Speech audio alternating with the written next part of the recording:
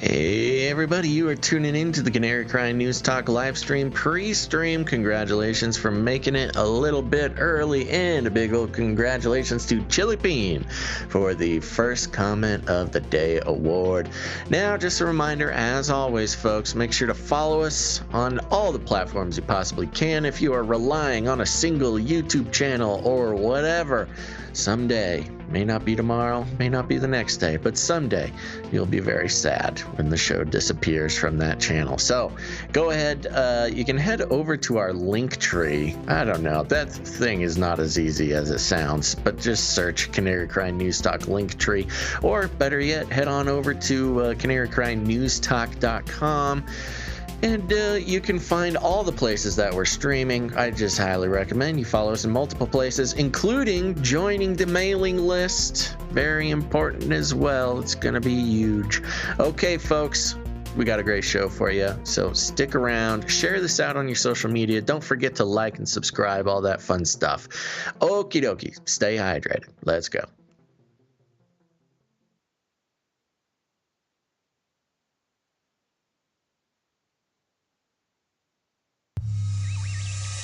The world is getting crazier. People are acting more and more insane. The end of the world is tomorrow. Tomorrow. There's only one thing to do when the world is falling apart. Listen to Basil and Gonz as they discuss this week's news and events through the lens of Bible prophecy. You are listening to Canary Crying News Talk. You're listening to Canary Crying News Talk. Today is May 14th, 2021. This is episode 337, and today, the VAXBURGER.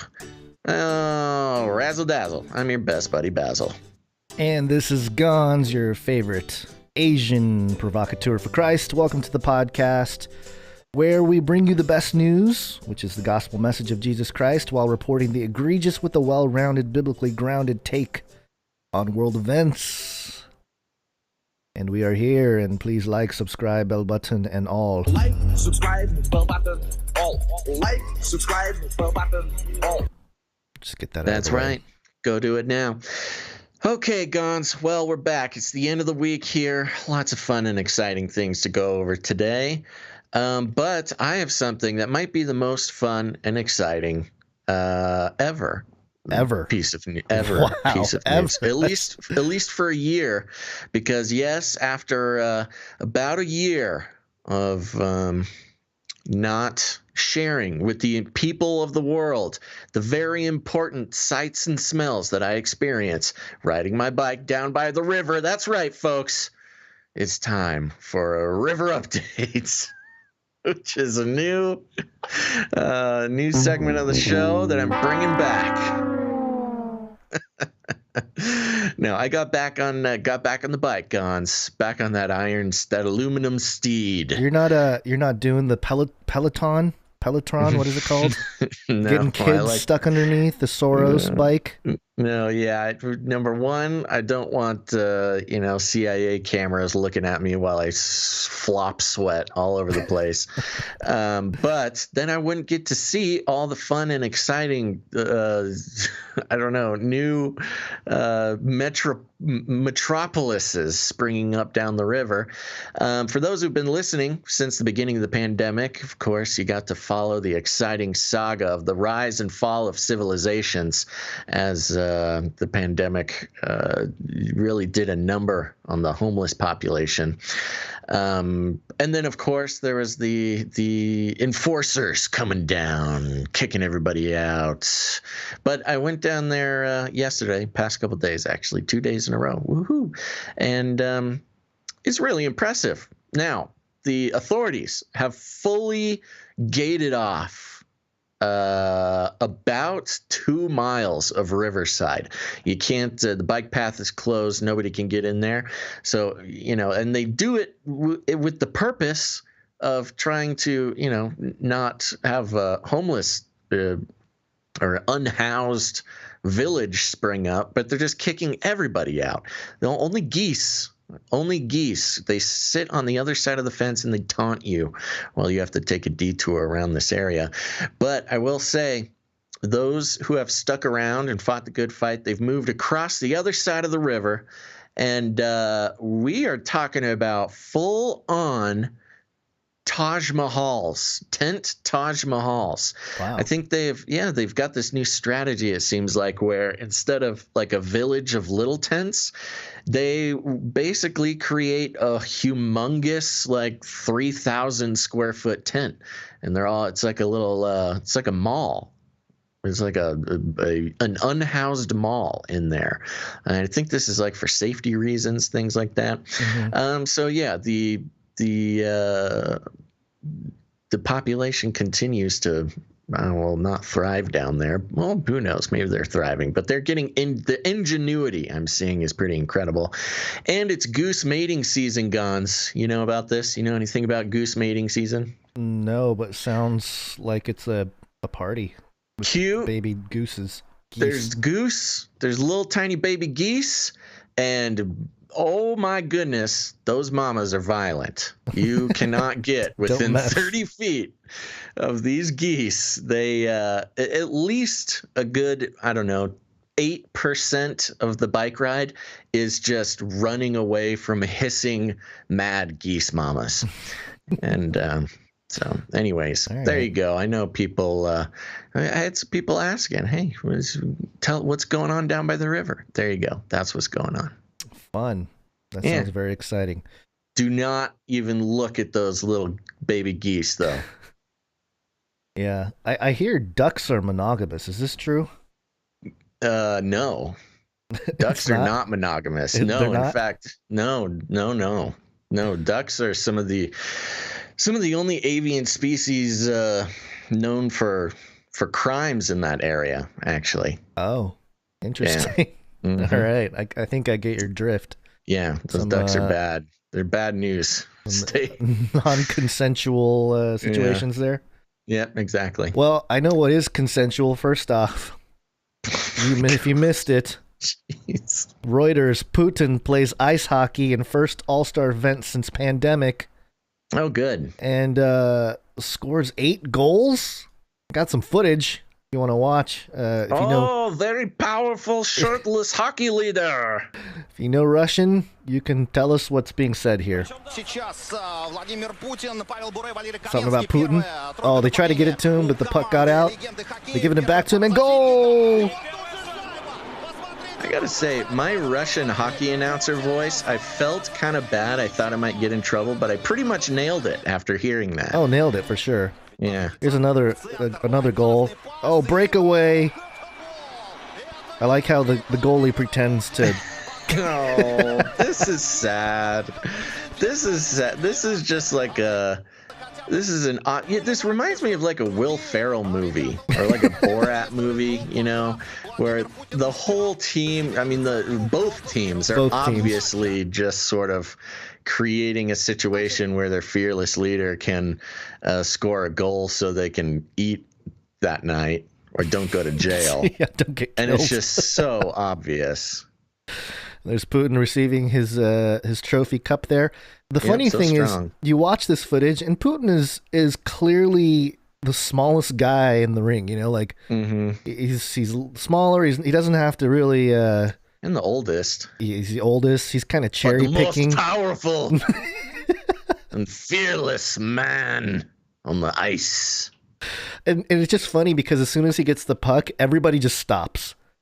Literally everybody stops playing, and it's just Putin versus the goalie. Nobody's going near him. There's like a force field around him. Imagine that. Can you imagine if one of the opposite team, just like fully checks him into the glass? Into the glass. That's a death sentence right there. You lose a finger or two afterwards for that.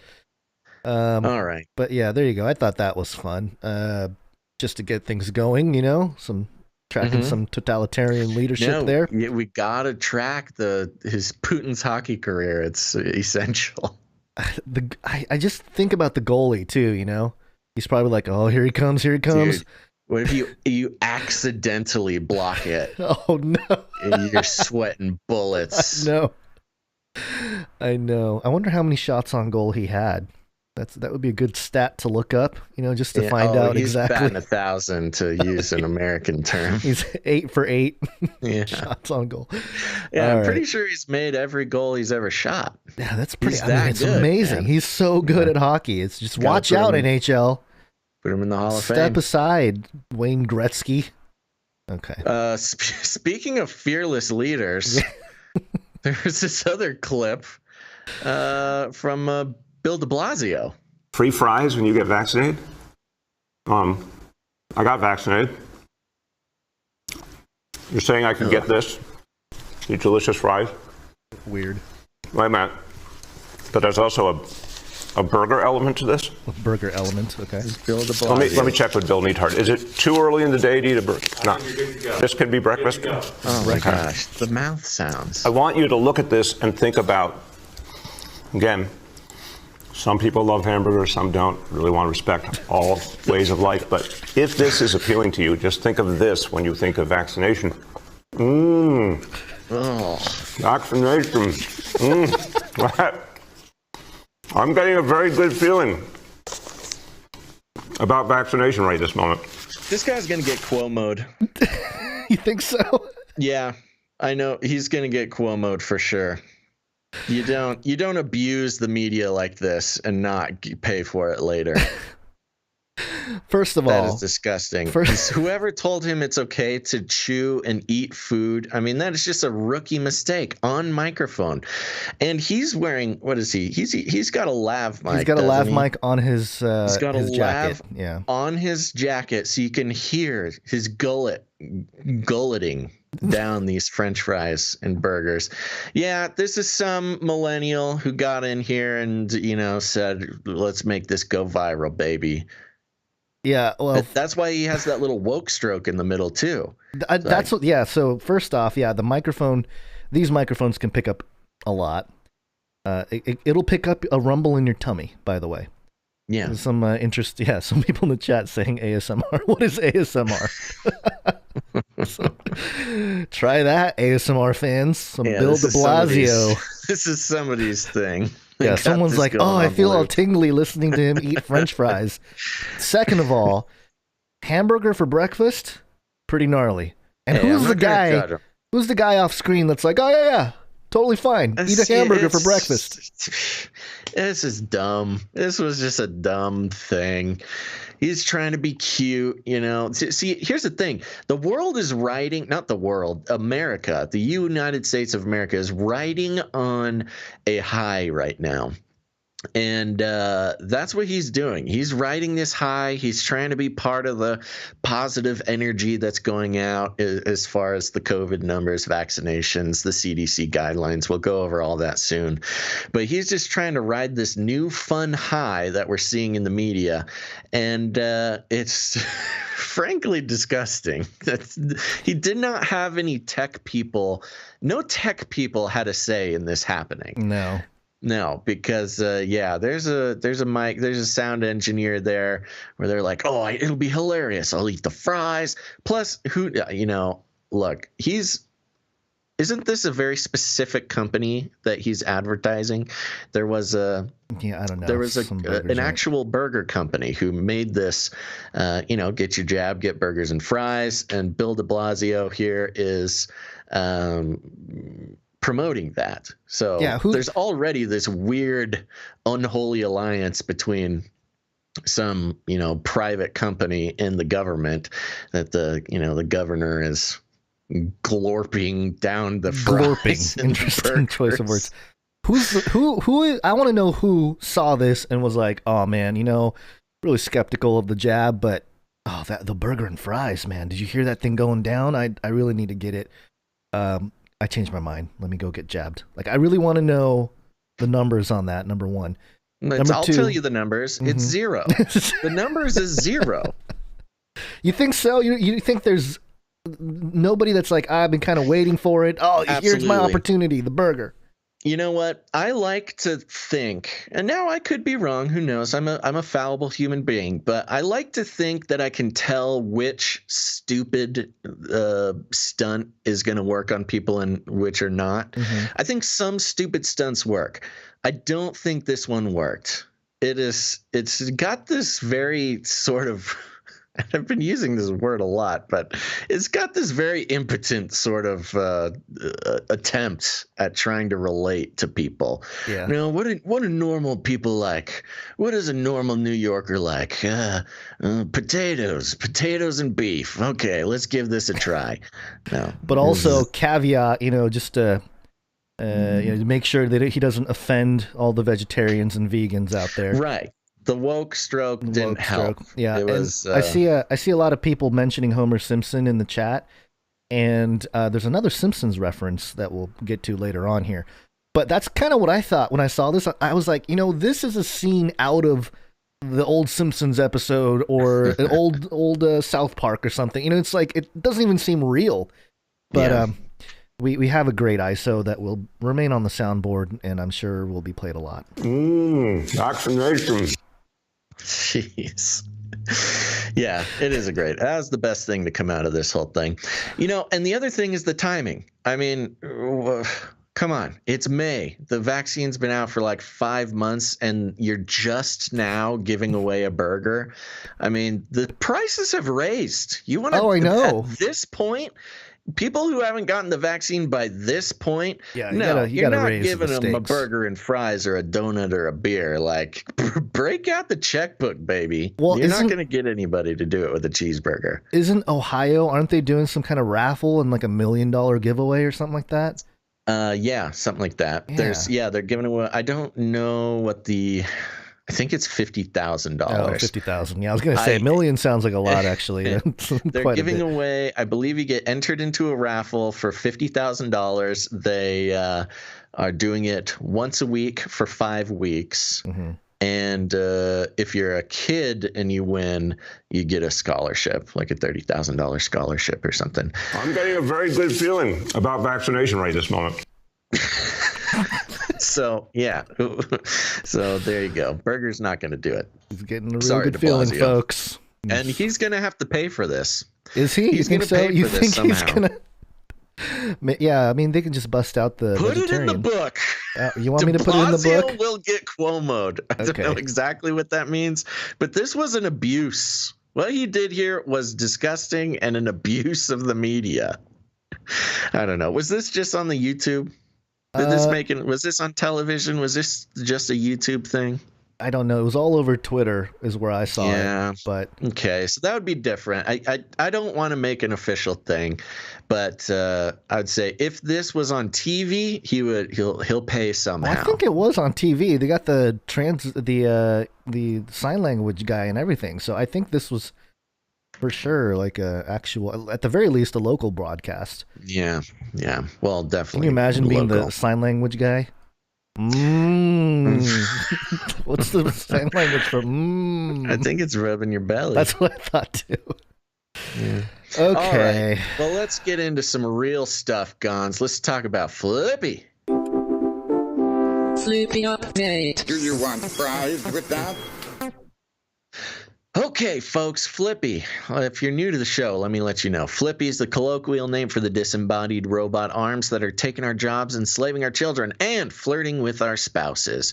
We use talking about Flippy as a way to discuss all the new, fun, and exciting ways that robots are taking over the world, and just how there's nothing we can do about it. So, today, this is coming from Pop Mechanics, popularmechanics.com, and this is a bit of an update here. Headline: the Air Force's AI brain just flew for the first time. Dun, dun, dun. The U.S. Air Force just took a major step toward a future crowded with AI-powered warplanes. Late last month, the Air Force's new Skyborg. Skyborg. Did we know it was called Skyborg before? I had never heard of Skyborg, but... No, neither had I. We had reported on this development back when it was just flying simulations. They had not flown an actual aircraft. So maybe Skyborg, they had another round of PR or something happen because Skyborg is awesome. Late last month, the Air Force's new Skyborg Autonomy Core system flew a pilotless drone over Florida and the Gulf of Mexico, proving the AI could adhere to basic flight commands. The system will eventually lead to high-speed drones powered by Skyborg, equipped with sensors, weapons, other payloads to accomplish lonely and dangerous jobs that manned fighters used to carry out. On April 29th, the Kratos UTAP-22 drone launched from the ground at Tyndale Air Force Base, Florida, with an expendable rocket booster. Once airborne, the drone's turbojet engine took over, powering the drone for the next 2 hours and 10 minutes. Here's a quote. The ACS, that is the Autonomy Core System, Skyborg for short, performed a series of foundational behaviors necessary to characterize safe system operation. The ACS demonstrated basic aviation capabilities and responded to navigational commands while reacting to geofences, adhering to aircraft flight envelopes, and demonstrating coordinated maneuvering. It was monitored from both airborne and ground command and control stations. The Air Force developed the Skyborg to come in two flavors, an R2-D2 style AI that rode in a crew fighter jet, providing the pilot with an assistant, and an AI capable of flying an uncrewed semi-attritable jet aircraft. This is awesome. I didn't really know that they were doing it this way. I mean, I knew they mentioned that, AI would also assist with manned aircraft. Yeah. But they're straight up going full on Star Wars X-Wing with this. I remember mentioning when we were covering the AI, aircraft story that I mentioned R2-D2. Like, oh, it'll be kind of like R2-D2. Someone dig that up. Yeah, there you go. Yeah, so let's continue here. Parenthetical. That means the Air Force knows a lot of them will crash or be shot down, and that's okay. This concept, known as loyal wingman, oh, so good, could see a single piloted jet team up with one or more pilotless jets to carry out a mission. A loyal wingman could, for example, fly ahead of an F-35 Joint Strike Fighter, scouting the route ahead for enemy radars and launching anti-radar missiles at threatening detectors. It could detect enemy aircraft and relay targeting data to crewed fighters, allowing a human-flown fighter to operate with its radar turned off. A single F-35 could lead a major airstrike with loyal wingmen drones carrying extra bombs and missiles to finish off a tough ground target. Skyborg will have several advantages. For starters, it will mean increased pilot survivability as drones take on dangerous tasks. The system will allow the Air Force to boost the size of its aircraft fleet, as a single uncrewed drone will cost just a fraction of a modern piloted fighter. Lastly, more aircraft means more available aircraft, allowing the Air Force to conclude operations and campaigns earlier. The Air Force plans to have Skyborg-powered aircraft ready for regular operations sometime around 2023, which is extremely soon. Uh-oh. That means Biden's going to get to play with these things. Oh, maybe. Or Kamala. Kamala might be the one here. Right. Either one. First of all, I mean, let's just say it. Skyborg is cool. Sounds fun for now, but definitely will be the name of the terrifying kill squads of these airplanes that come through to kill all dissenters. A little bit too close to Skynet, I think, for a lot of our taste. And also the idea of a swarm of fighter aircraft drones led by one heroic American hero is also a concerning idea. This is all happening a little bit sooner than I think any of us thought it would, Gons. Even us, who's been following these things for years now. I don't think I was really expecting these things to be up and ready and flying and killing by at least 2030. Well, we had that story a few episodes ago talking about the issue that AI development is running into with this kind of one-to-one input-output, which is a highly limited form and will never achieve a kind of a autonomy or a true autonomy or and general intelligence. Yeah, general intelligence. Yeah, which is more of like a consciousness, which is kind of the ultimate goal. I've talked about this in films and stuff with how it relates to alchemy and the golem and even a sort of, a fake consciousness, so to speak, built as a machine. But for the sake of fighting an AI, I mean, I always thought that, yeah, they could probably pull this off, but I'm curious to know exactly how the one fighter pilot's going to be controlling all these guys. Number one, it's not control; it's AI. I know, but it's autonomous. I get it, but it's like there's no, because I mean, even with R2D2, you can like, hey R2, whatever, blah blah blah, and then they'll do it, So is it literally like completely autonomous and they just do their own thing? Because that's it's Neuralink. And that was my next point, is that once we get to the Neuralink stage, then a literal swarm of these fighter, of Skyborg will be like one guy and like 20 aircraft surrounding him, and he's safe in his little that's what pod. they're saying right now. I don't know how he's controlling his whole crew there, but this is definitely a leap into the future that I was not expecting for a while. I mean, they just did the simulations like 2 months ago, maybe. I think it was about 2 months ago. They were just having Skyborg play around, in the computer realm, and to go from simulation flights to full on like aviation tests is pretty impressive. They're not joking around with this. They want these things up and ready as soon as possible. And similar to the drone, if we see these things flying around from the ground, we would have no idea that it's unmanned, that it's like it's Skyborg.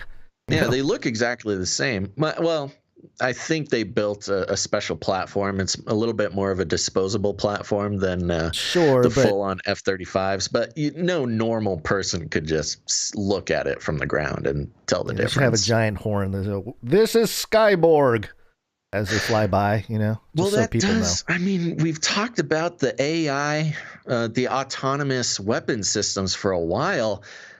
And part of it is who's responsible if the AI makes a mistake and kills civilians, et cetera, et cetera. Right. This is an interesting way to do it in that it seems as though the lead pilot, would have some sort of culpability and some sort of mistake. That's what I'm hoping. You have a bunch of drones blowing up.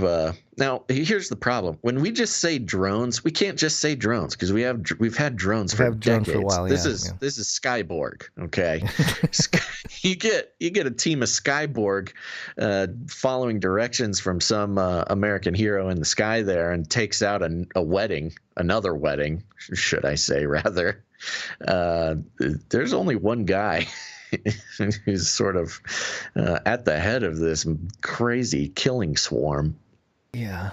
So again, I would just like to know, just for my own curiosity, how much of an interactive thing this is to the pilot. What kind of, like you mentioned, legal ramifications there are if something happens that's a mistake.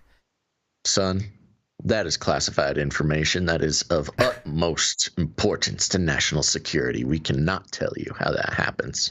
I'm sure they're Skyborg? They're sitting Skyborg down and they're like, you need to watch this. You need to know this. And it's just, they have like the Skyborg's eyeballs open, eyelids open. And just 24/7 repeat Top Gun. Just all day. They based the AI personality off of Goose, not even Maverick, just off of Goose. Just Goose. The loyal wingman. Yeah. I like that too, the wingman. Okay, wingman. Let's get into some real stuff here. All right. WACCINE.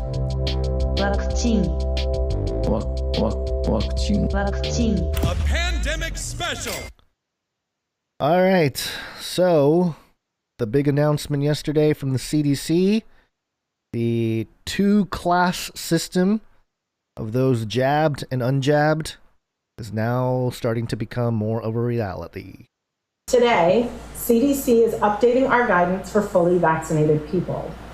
Anyone who is fully vaccinated can participate in indoor and outdoor activities, large or small, without wearing a mask or physical distancing. If you are fully vaccinated, you can start doing the things that you had stopped doing because of the pandemic. We have all longed for this moment when we can get back to some sense of normalcy. Based on the continuing downward trajectory of cases, the scientific data on the performance of our vaccines, and our understanding of how the virus spreads, that moment has come for those who are fully vaccinated. There you go. If you're fully vaccinated, mask off, no social distancing, you can do the things you stopped doing last year. It's all opening up. Woo! We did it! Mission accomplished.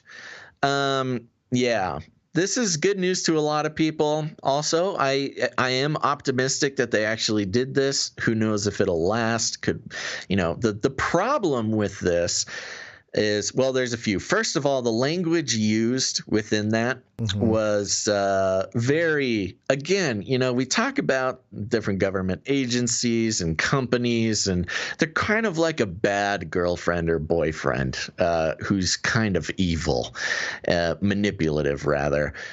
Notice the wording in this was, you can start doing the things that you stopped doing.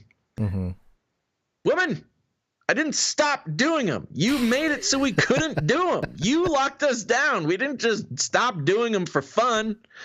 So, yeah, a little bit manipulative there. You can go out and do the things that you, on your own volition, decided you didn't want to do because you're such a good citizen. No. Which, I make a joke about it, but also is, a very serious kind of sick mind control operation.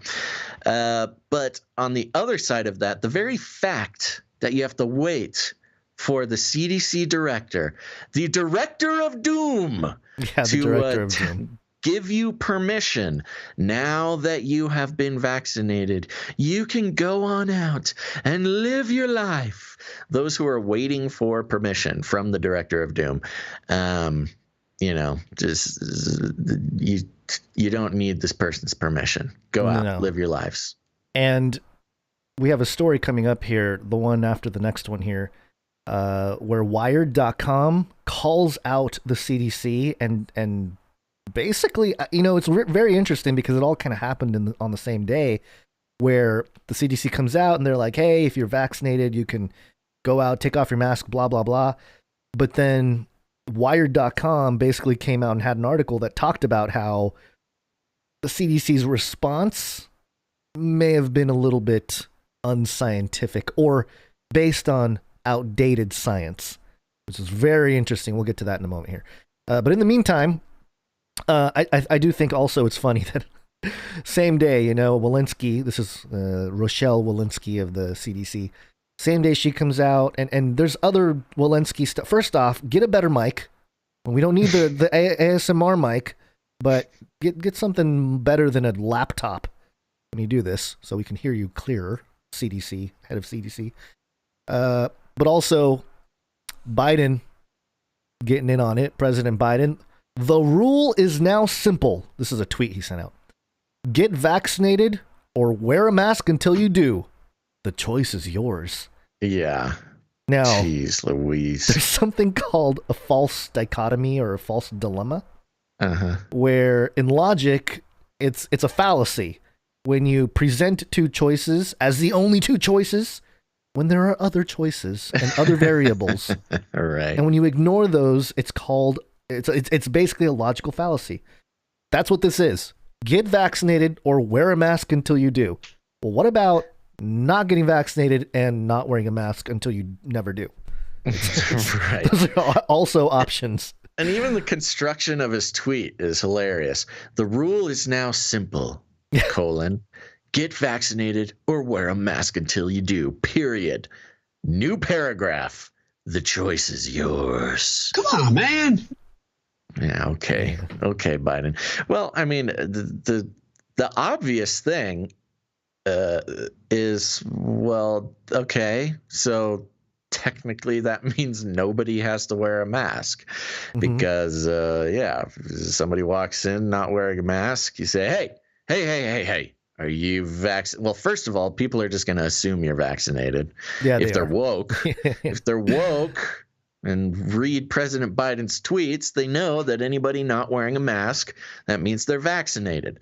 If they're not woke, they're going to say, hey, are you vaccinated?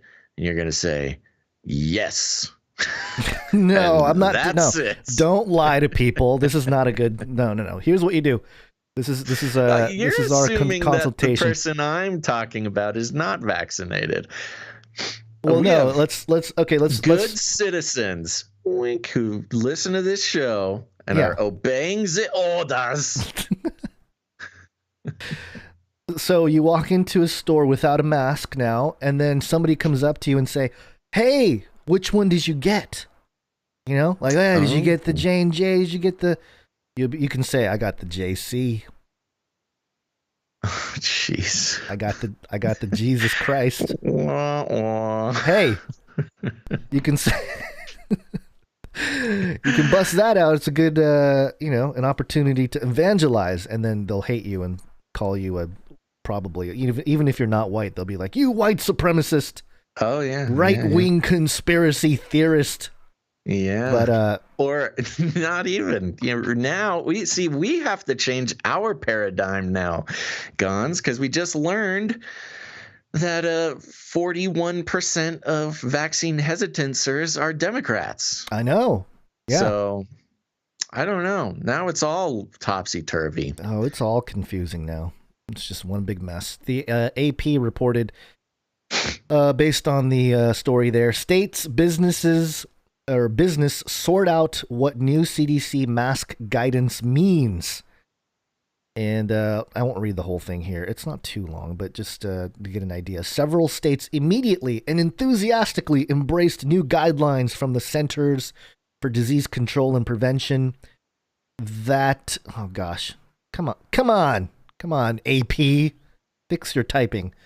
That say fully vaccinated Americans, no longer need to wear masks indoors or out in most situations, but other states and cities and some major businesses took a wait-and-see attitude Friday amid questions of whether the new standard is safe or workable. They need to edit this. I'm sure it's probably fixed by now. Given that there's no easy way to know who has been vaccinated and who hasn't, the guidelines essentially leave it up to people to do the right thing. Labor groups and others warn that employees at stores, restaurants, and other businesses could be left exposed to the coronavirus from customers and could be forced into the unwanted role of, quote, vaccination police. Yeah, we've been saying that forever. Some major chains, including Home Depot, Hody in the house, and grocer Kroger Co., announced that they would keep mask mandates in place for now. So, I knew this was going to happen. We have become comfortable with the mask and the social distancing, especially We're if you're trauma bonded, Gons. I know. And a lot of these businesses, it's going to be a while before they're like, all right, okay, fine, because every store that I go into that requires a mask, there's a big old sign that says like following the CDC guidelines, and then there's like a mask thing. So if the CDC is like, hey, you don't need to wear a mask if you're vaccinated, then what are people going to do?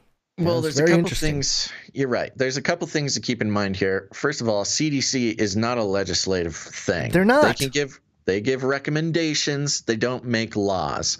So nothing they say is technically legally binding.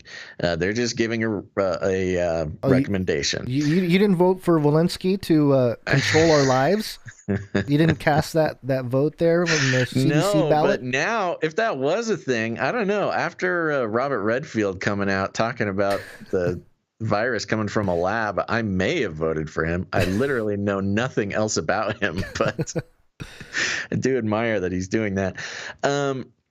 So here we go. CDC, not a legislative body. Mm-hmm. That is a recommendation they make, not legally binding whatsoever. Yep. The president is a legislative body, Yeah. an old body. Old man. But so he tweets. This tweet is not legally binding. He's just sort of throwing this out there. And what I'm wondering is, Biden made his mask mandate on federal land. That was an actual piece of legislation. Did he lift that? What's the deal? Is he changing the actual legislation on this, his executive orders? Because people are looking at this tweet going like, oh, the president tweeted it, so it is written, so it shall be. Also noting that the CDC guidance specifically mentions that if our recommendation does not overwrite local or state mask mandates, which is kind of the point. Because of course it doesn't, because you're not a legislative thing. You're just look at this. Just the Doctor of Doom. So this is NBCnews.com reporting on the Biden situation. The headline: Biden's call for the vaccinated to drop their masks draws mixed results. And it says here, by Friday morning, no staffers were seen wearing masks around the West Wing. And during the daily press briefings, Press Secretary Jen Psaki and economic advisor Cecilia Rouse entered the briefing room without masks on before a group of mostly maskless reporters. They're sending the message. They are sending but it was a different scene for the Secret Service agents posted around the White House on Friday who continued to wear masks. You know why? Because they're Secret Service. They don't want to be identified. I think it's because they're all, military law enforcement dudes that don't want get the vaccine. Yeah, that's probably it. All those dudes didn't get the vaccine, so they have to keep wearing the mask. A Secret Service official said there was no change in their internal mask policy as the agency reviews the new guidance. It will likely have an update by next week, the official said. Even First Lady Jill Biden didn't seem to have fully transitioned into maskless life. She arrived for a visit to the National Museum of African American History on Friday morning with a mask around her wrist. Quote, "Isn't it great? Don't you feel good without it?" she told NBC News. Okay, so she wasn't wearing it, but she had it around her wrist. Yeah, just a little virtue signaling there. Just in case. Which the whole entire state of Florida has been saying, doesn't it feel good without it? And Texas. For the past all of year. Texas has been saying you're it right. Too. Well, yeah, Florida much longer than Texas, but yeah, so it's just so funny. They're all trying to ooh, look how cool we are without our mask. Okay.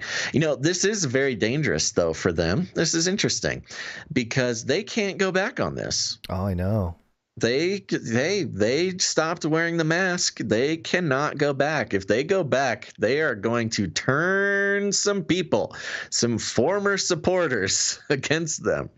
Because, you cannot jerk somebody around like that. It's like a dog. You pull on their leash too much, there's going to be a day where they're going to turn on you. Yeah, they're going to have to kill a whole bunch of more people to bring the masks back out again. Or at least count people that are dying as Rona deaths, as we've seen last year. Well, there you go. Okay. So hold it. Sorry, just to finish that off. Sure. Yes, the CDC did not, they are still bending the knee to state and local things. You're still going to get in a yelling match if a business doesn't want you in without a mask. Yeah. And just do the IKEA thing. Wear a yellow star sticker. And so they know that you're exempt from the mask. All right. Well, there was a story being shared around recently that an Indian health ambassador died from the vaccine a couple days afterwards. And it was shared on Gateway Pundit.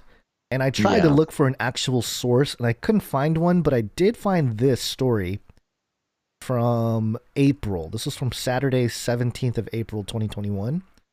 And this is, what's this website here? Gazette of Central Asia, GCAstrapia.com. And the headline is, India's health ambassador dies a day after taking COVID vaccine. So Yes. I'm guessing this is the story that people were referencing.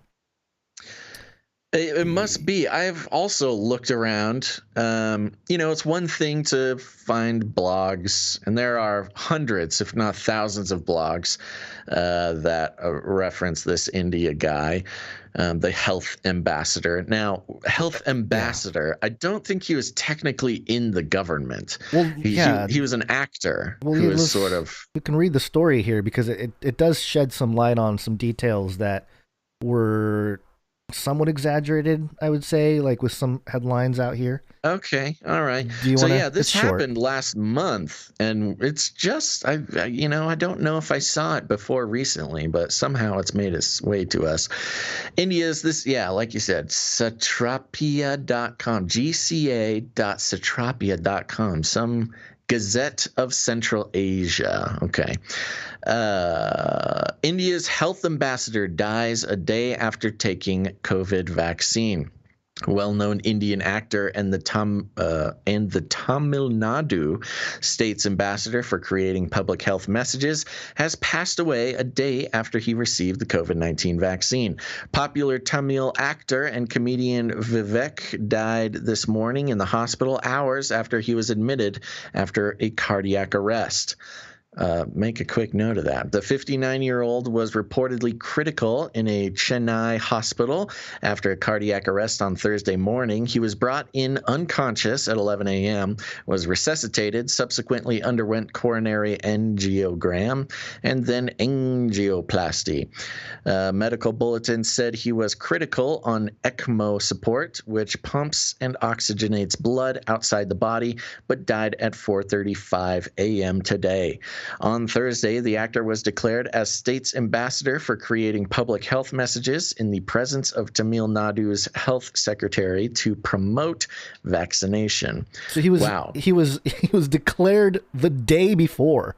Yeah, it wasn't like he was some guy in government and died on Friday.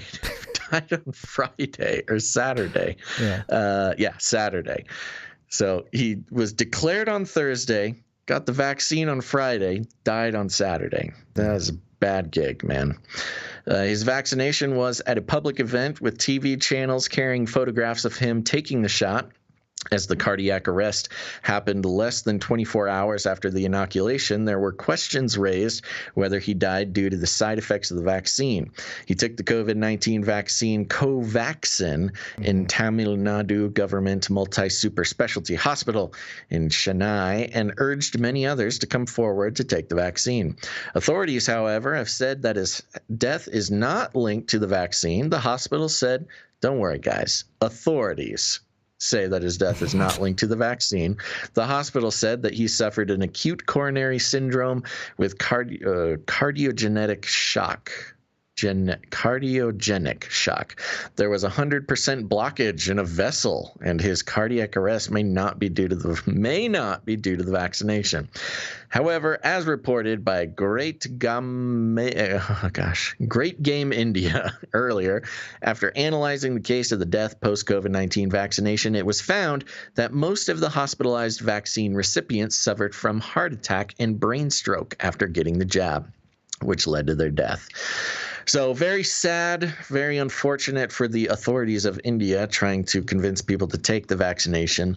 But, ever since the study came out on the spike protein causing cardiac symptoms from the Salk Institute, it has changed my perception of these events happening after the vaccine because, like they said here, the at least what they're experiencing in India is that the vaccine problems, hospitalizations and deaths, the vaccine, what did they call it? Temporally related? Yeah. Right. Yeah, that's a fun term that came out a few months ago. Don't worry, all these deaths are simply just temporally related to the vaccine. Right. Yeah. No other relation. So these problems that are temporally related to getting the vaccine are often these blood clots, these strokes, the heart attacks, which lines up with exactly what the Salk Institute came out with, was that the spike protein causes cardiovascular symptoms. Yeah. That's not even the coronavirus vaccine. That's just the spike protein. Sure. The Covavax or Covaxin, which one was it? Mm-hmm. The Covavax. Covaxin. The Covaxin vaccine is made in India from an Indian company, Bharat Biotech, and I believe it is not a mRNA vaccine. Well, neither is Johnson & Johnson, but Right. it's still based on the spike proteins. Yeah, it looks like they use, according to... or AstraZeneca, for that matter. Yeah. They use like the traditional... Yeah, it's the same thing as the Johnson & Johnson. They use the inactivated vaccine. They use the dead virus. You know what? Numati sent me a graph. A little, right. We have that graph. Cartoon. I forgot about that. Yeah, Sorry, we have do that. have that. I don't know if we want to bring it up now or if you have it ready. Or even if it's necessary to this conversation we're having, but we should remember that and bring that up when it's relevant. Yeah, and he's in the chat, and he said that it's not the mRNA. So yeah, right. Yeah. Okay, so yeah, there you go. And they wonder why people aren't getting vaccinated. And the problem is, there could be a differentiation made between the mRNA and the non-mRNA spike protein symptoms. Again, refer to the Salk Institute. Because you don't hear a lot about these cardiovascular things happening with the mRNA vaccines, right? Right. It's more like immune system reactions, like the rashes and the weird stuff. Weird stuff, yeah. Let me see if I can pull up that graph that was given to us, the chart by Numati. It's like a illustration to show. I mean, I don't know if it's. I guess that's what I was saying. I don't know if it is relevant to this particular conversation. He kind of broke down in a little illustrative way the way that the mRNA vaccine works versus the other ones, and it was in response to a question that I sent him about mRNA. It occurred to me after all this reading that the mRNA doesn't directly interact with your DNA, which was a little bit. I mean, that's sort of how it's talked about, is the mRNA goes into your DNA and tells it to do something. But then that's actually not what happens. The mRNA just sort of interacts with your cell and tells the cell to do something, not the DNA directly. Right. So, yeah. Anyways, yeah, sorry about your actor there, India. And hope you get the oxygen you need. What's next? All right, so this story I thought was very interesting. It's a little bit long, but I think it's worth going through. Which one are you bringing up here? This is the CDC's screw-up that helped COVID kill. This is Wired.com. Yeah. Okay, hold on. Do you have stuff highlighted? Do you know where you want to jump? Because we also have that MIT thing that you have all the references for. Right. I don't have stuff highlighted. Okay, let me just run through this, and then I can let you loose on the MIT thing. Okay. So we're going over here to Wired.com, and the headline of this, and it just happens to sort of fit in with a lot of things going on in this show, the 60-year-old scientific screw-up that helped COVID kill. Dun, dun, dun. Early one morning, Lindsay Marr tiptoed on her dining room table, slipped on a headset, and fired up Zoom. On her computer screen, dozens of familiar faces began to appear. She also saw a few people she didn't know, including Maria Van Kerkhove, the World Health Organization's technical lead for COVID-19, and other expert advisors to the WHO. It was just past 1 p.m. Geneva time on April 3rd, 2020.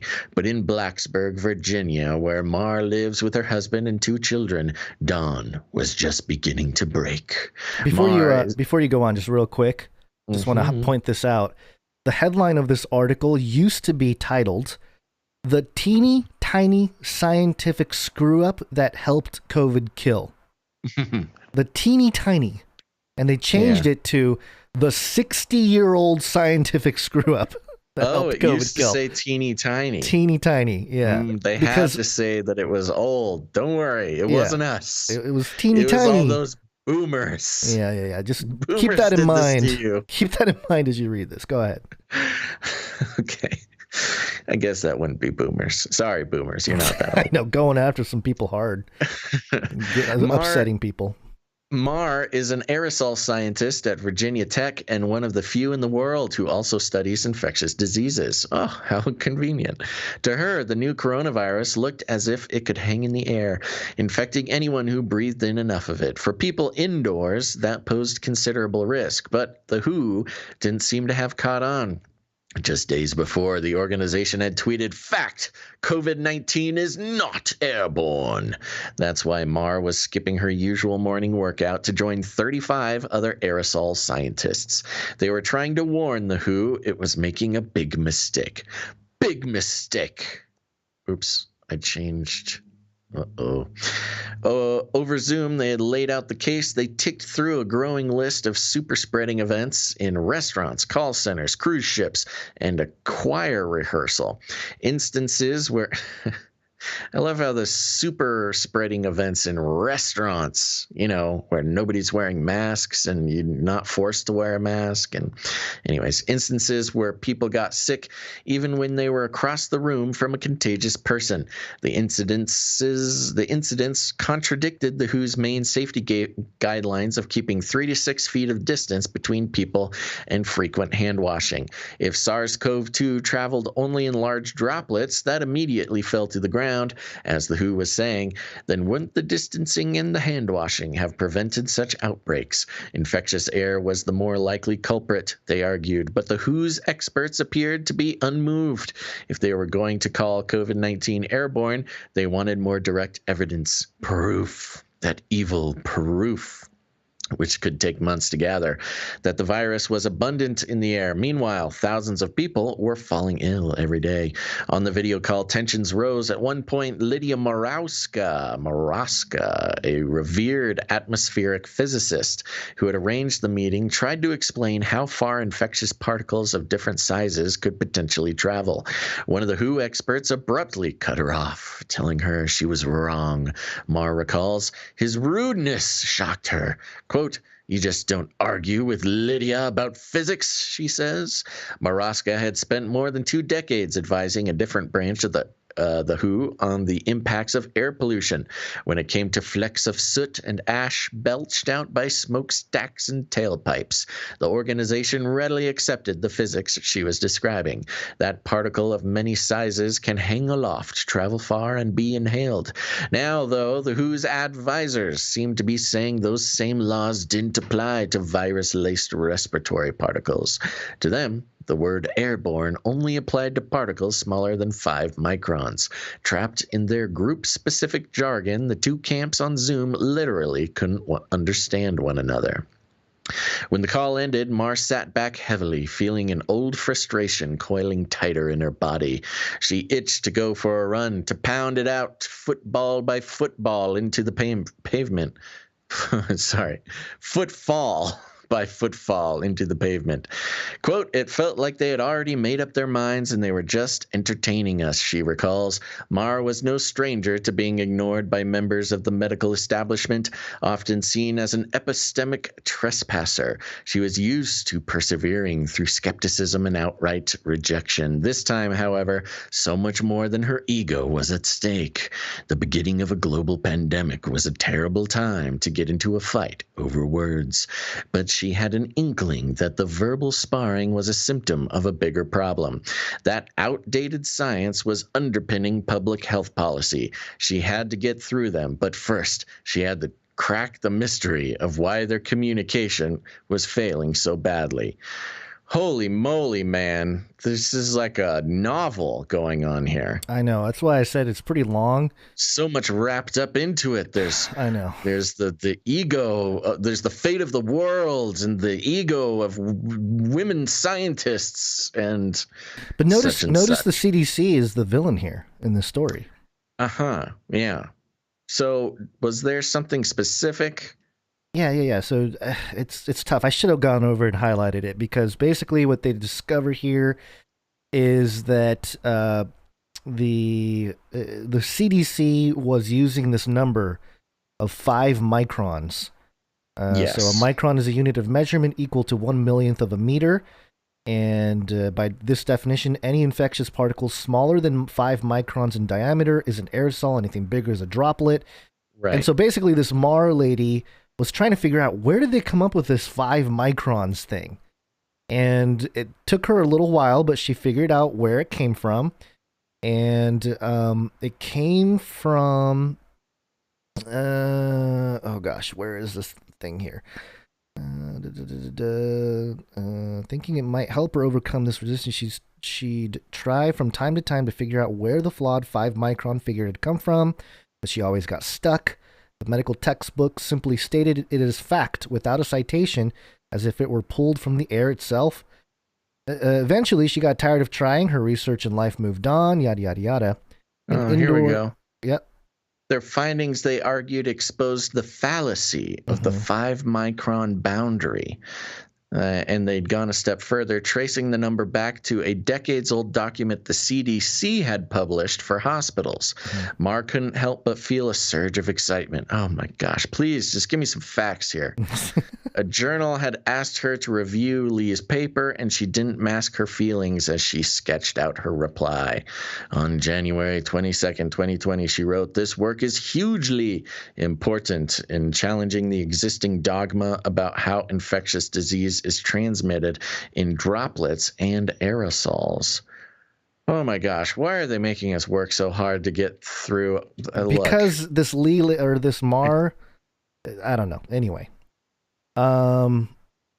so let me try to find the spots here because so basically what they start figuring out is this 5 micron thing is nonsense, and that it was based on, here we go.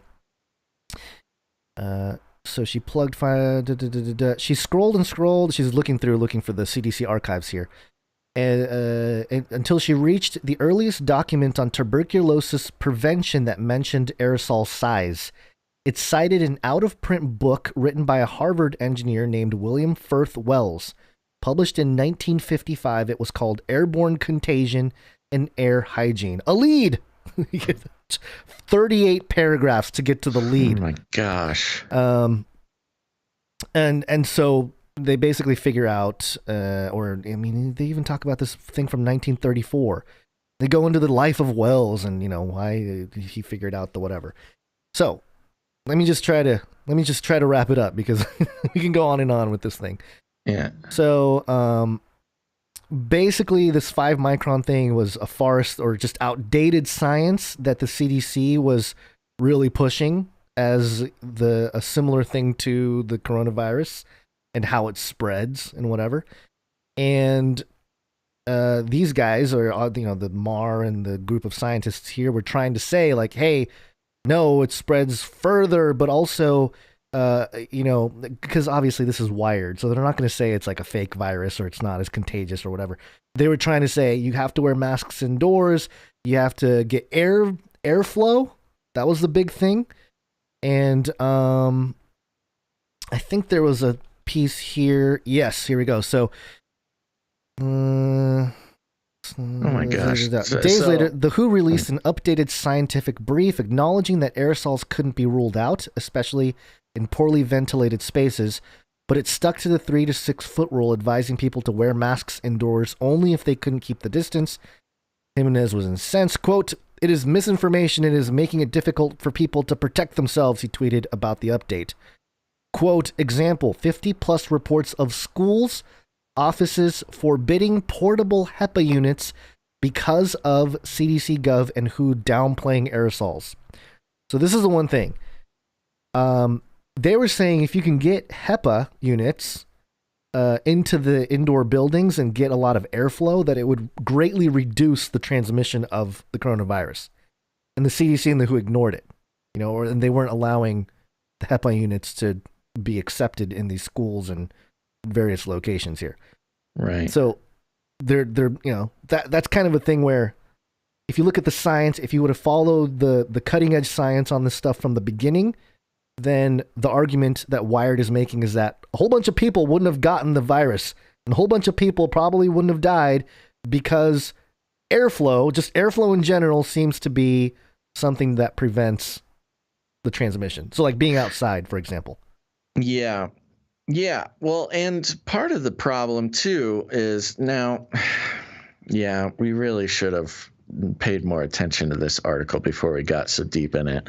But the point is of pretty much the entire article is that this 5-micron thing is incorrect. That aerosols can be bigger than 5 microns. Yeah. Anywhere between 5 and 100 is what it looks like. Yeah. But there's this weird problem with that is because masks do not stop aerosols. And that's why you need the HEPA filters and things, unless you've got like a HEPA filter mask, which I think the N95s technically count as. So on one hand, is it droplets or if it's aerosols? If it's droplets, then okay, maybe a mask might help in certain cases. But if it's aerosols, then masks don't help. And this entire 100-paragraph article is trying to convince us that COVID is an aerosol, which, just to give you guys I'm really frustrated at this article. Just to show you how it ends, it says she was alone with her thoughts for the first time all day. As she waited at a red light, she suddenly burst into tears, not sobbing, but unable to stop the hot stream of tears pouring down her face. Tears of exhaustion and relief, but also triumph. Finally, she thought, they're getting it right. Because of what we've done. This is when she convinced the CDC of her aerosol theory.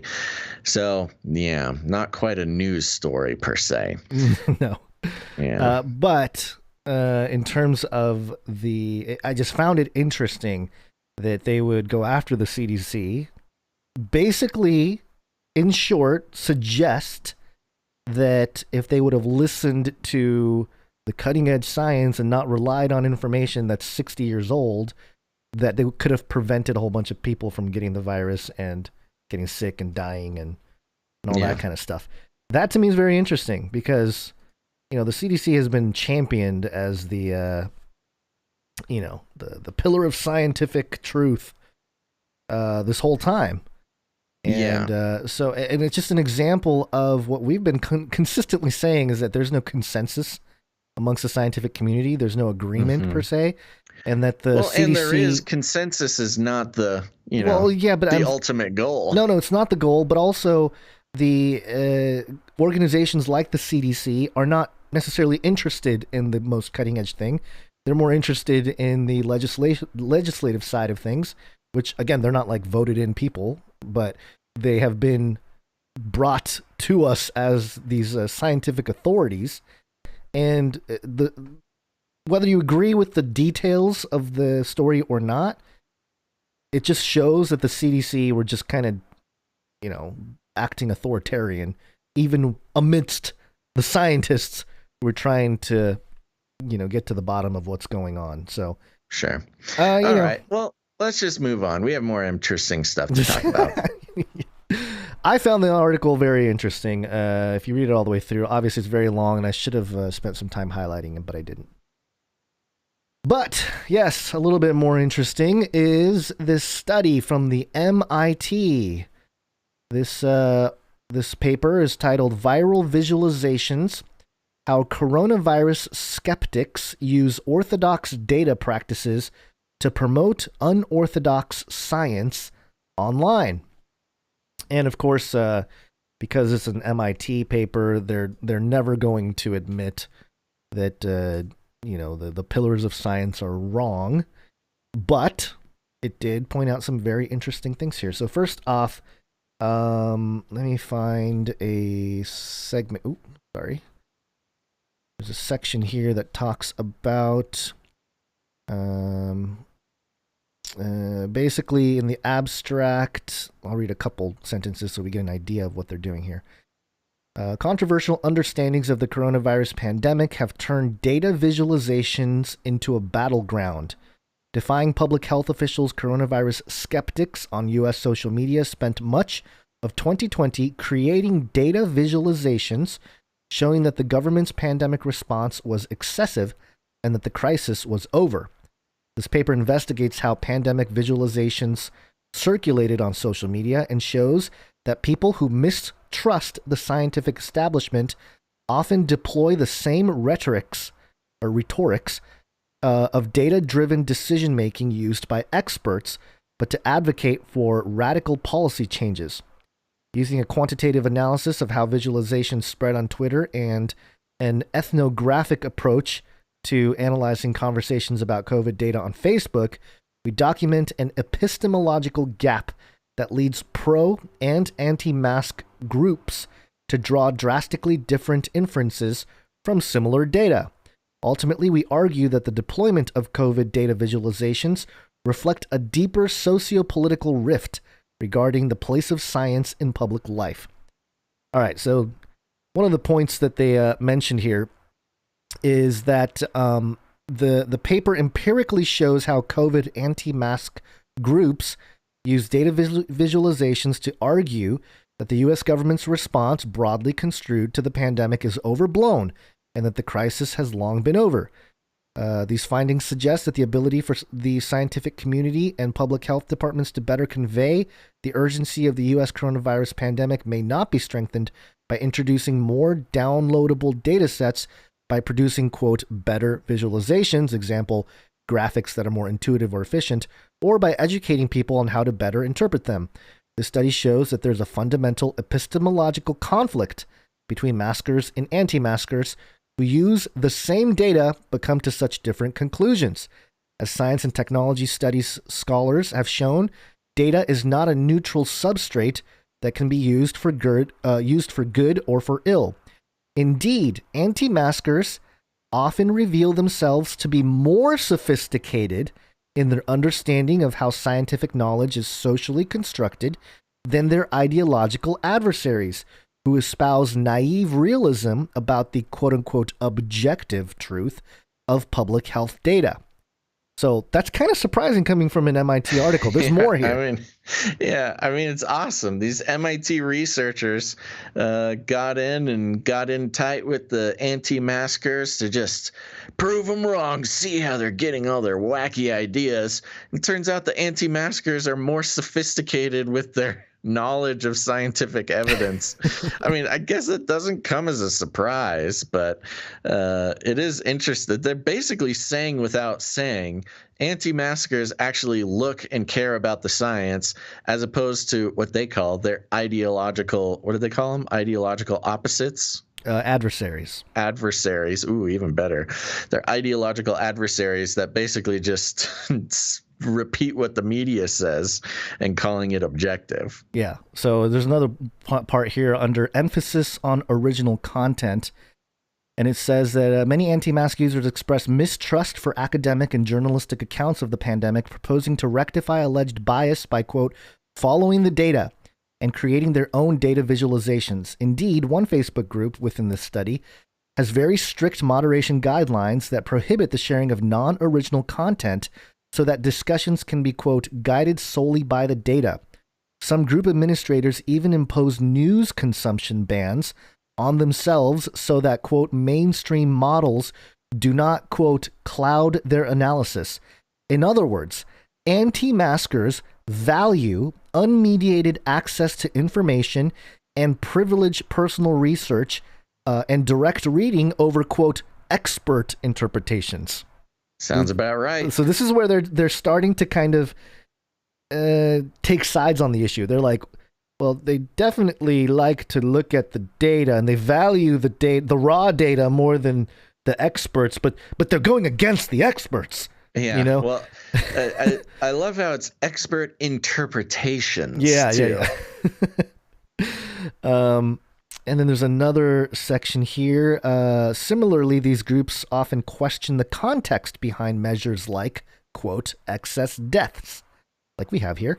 While the CDC has provided visualizations that estimate the number of excess deaths per week, users take screenshots of the website and debate whether or not they can be attributed to the coronavirus. Quote, you can't simply subtract the current death tally from the typical value for this time of the year and attribute the difference to COVID, a user wrote. And another quote, because of the actions of our governments, we are actually causing excess deaths. Want to kill an old person quickly? Take away their human interaction and contact. Or force them into a rest home with other infected people, which was proved to be true in New York. Yeah. Want people to die from preventable diseases? Scare them away from the hospitals and encourage them to postpone their medical screening, checkups, and treatment. The numbers are clear. By trying to mitigate one problem, we are creating too many others at too high a price. And those are quotes from the Facebook group, which, again, have been proven to be true since this article came out. With, for example, the story about the of Cuomo. And then later it says here, additionally, followers in these groups also use data analysis as a way of bolstering social unity and creating a community of practice. While these groups highly value scientific expertise, they also see collective analysis of data as a way to bring communities together within a time of crisis, and being able to transparently and dispassionately analyze the data is crucial for democratic governance.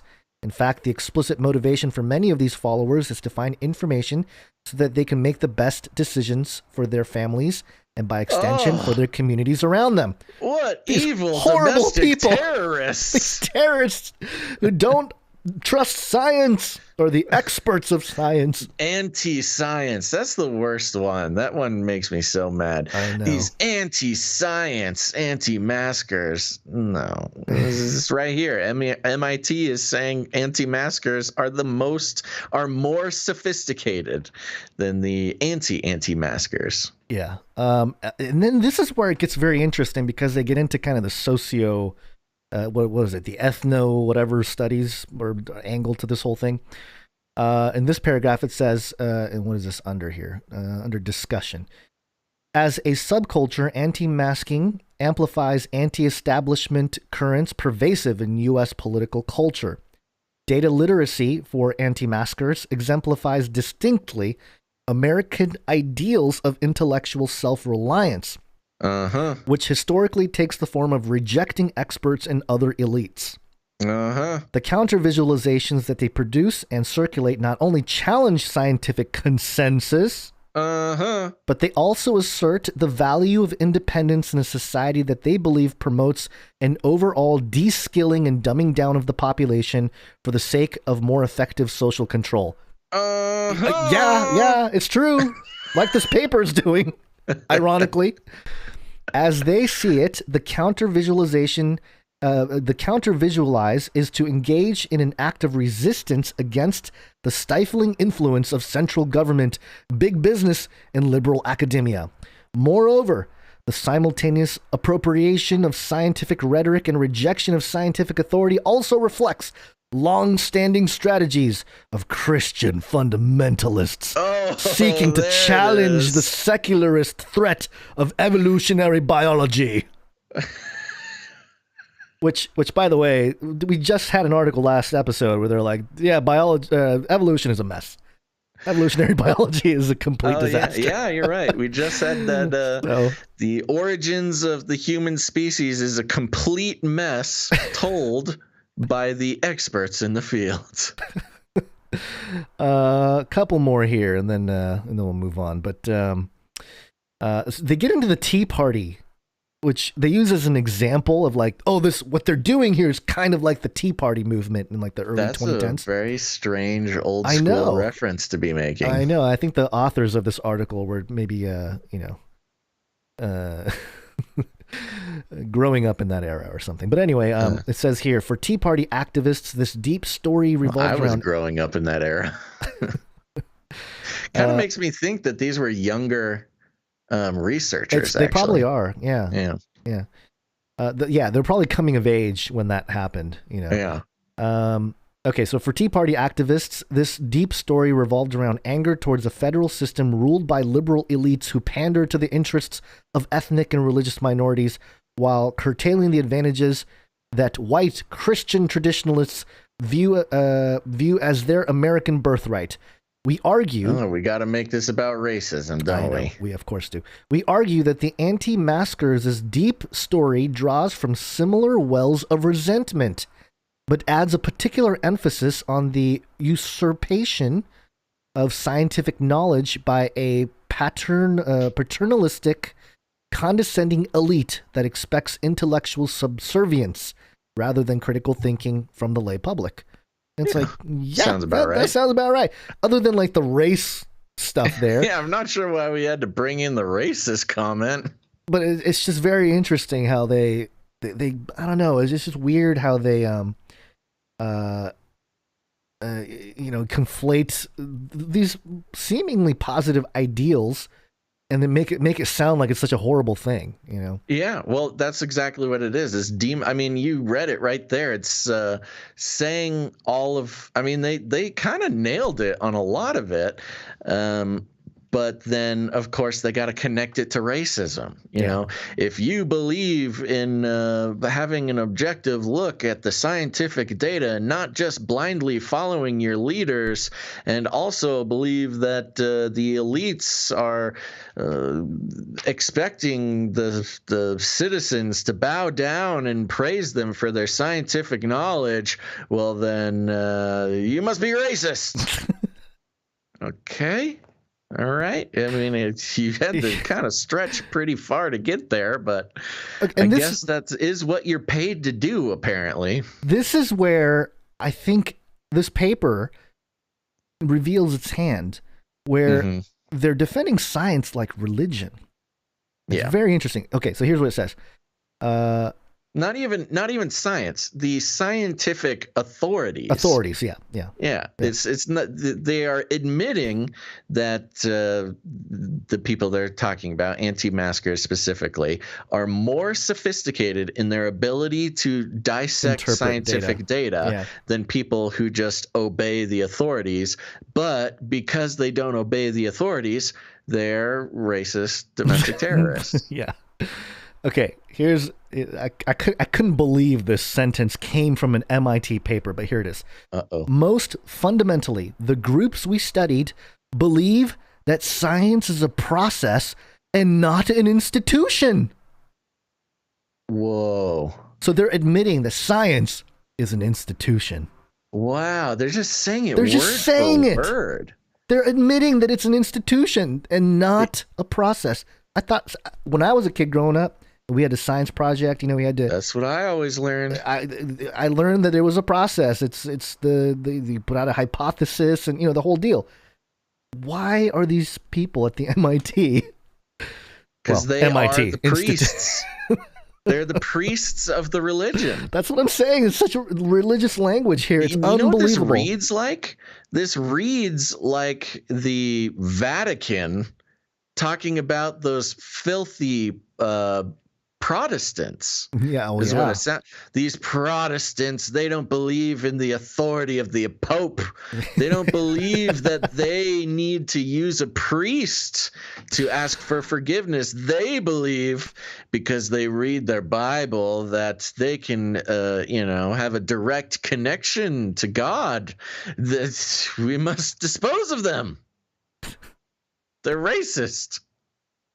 They and then they quote Thomas Kuhn, The Structure of Scientific Revolution, and which basically champions data and like stand with the data kind of mentality, but they're kind of like poo-pooing it. They're like, no, what is horrible.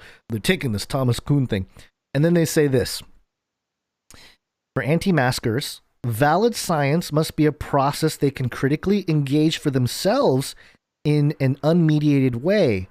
Increased doubt, not consensus, is the marker of scientific certitude. I thought increased doubt was kind of the whole point of science, was that you always doubt. That's what they always said. Not anymore. And then they throw a bone, okay? Because I think they started to realize, wait a minute, we're kind of going against the basic tenets of science here. Arguing that anti-maskers simply need more scientific literacy is to characterize their approach as uninformed and inexplicably extreme. This study shows the opposite. Users in these communities are deeply invested in forms of critique and knowledge production that they recognize as markers of scientific expertise. If any anti-mask science has extended the traditional tools of data analysis by taking up the theoretical mantle of recent critical studies of visualization, anti-mask approaches acknowledge the subjectivity of how data sets are constructed, attempt to reconcile the data with lived experience, and these groups seek to make the process of understanding data as transparent as possible in order to challenge the powers that be. Which they're basically saying, like, yeah, they value this idea of they understand the scientific process. They're trying to make the data digestible and transparent to be able to digest by the public. How dare they? How dare they? It is exactly like the Vatican and the Protestant Reformation. Yeah. The Vatican holding the, complete authority between God and man. And then these pesky Protestants come around who think they can read the Bible for themselves. They can read the data and just make up their own minds about things. And they stop using the Catholic Church as their sort of truth authority. Yeah. The parallels are truly astonishing to me right now. Yeah, and the reasons, when they come to the conclusions here, and the reason why they argue that, a sort of a, not rebel, but kind of a renegade, learn for yourself kind of approach to science is a bad thing, or like unsettled science is a bad thing.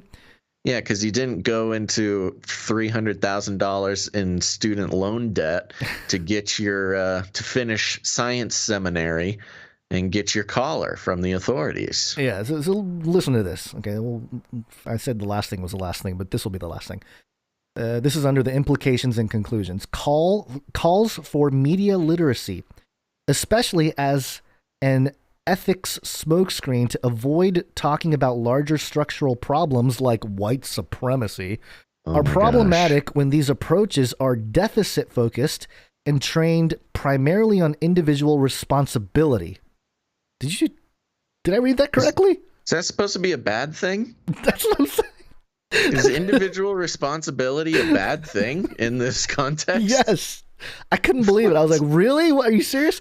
And then it says, powerful research and media organizations paid for by the tobacco or fossil fuel industries have historically capitalized on the skeptical impulse that the, quote, science simply isn't settled, prompting people to simply, quote, think for themselves to horrifying ends.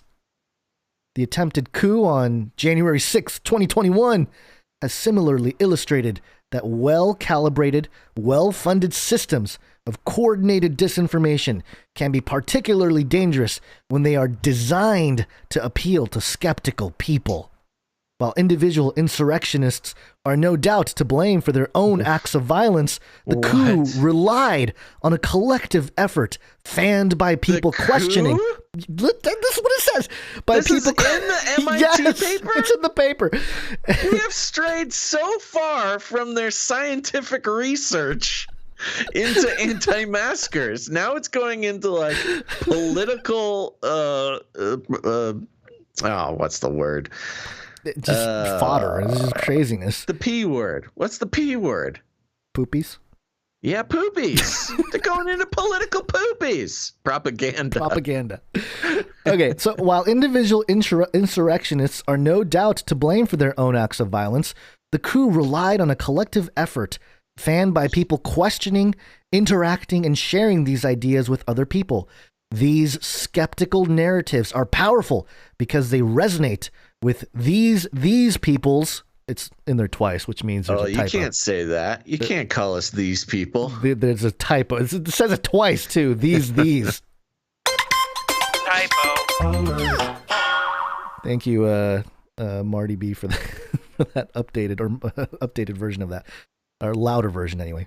Yeah, these skeptical narratives are powerful because they resonate with these people's lived experience, and crucially because they are posted by influential accounts across influential platforms. It's so funny. Unbelievable. So funny. I can't believe that the MIT is writing such nonsense. There is a woke stroke going on so bad within this MIT research paper. I mean, I don't know. I've lost all faith in any institutional scientific pillar, which I already had. But well, they're onto you, man. Yeah, I know. Yeah, that is completely. That is really shocking. That the scientific research paper goes into that. They basically, and you know what's interesting is they start out by saying, "Oh, these anti-maskers, they're really into science. They just want to see the evidence. They don't want to listen to the authorities. They don't want to do it. They're cool cats." And then it goes into like how evil they are because they don't bow down to the authorities. It is so strange. It's like I don't even know. I don't know. Yeah, I got nothing else to add. I think it speaks for itself. The authors of this article are Crystal Lee, Tanya Yang. Both sound Chinese to me. Gabrielle Inchoko. I don't know what's Inchoko like.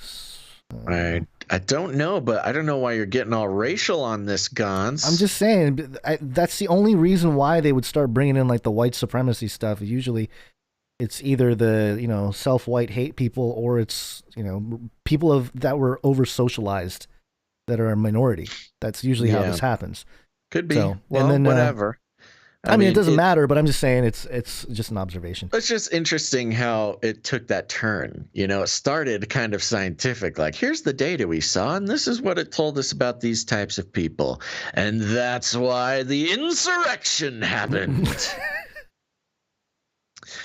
I'm just popping over here to check one of the names. Oh, yeah. Graham M. Jones, Associate Professor of Anthropology. Yeah, no, these are all fully bought in woke people.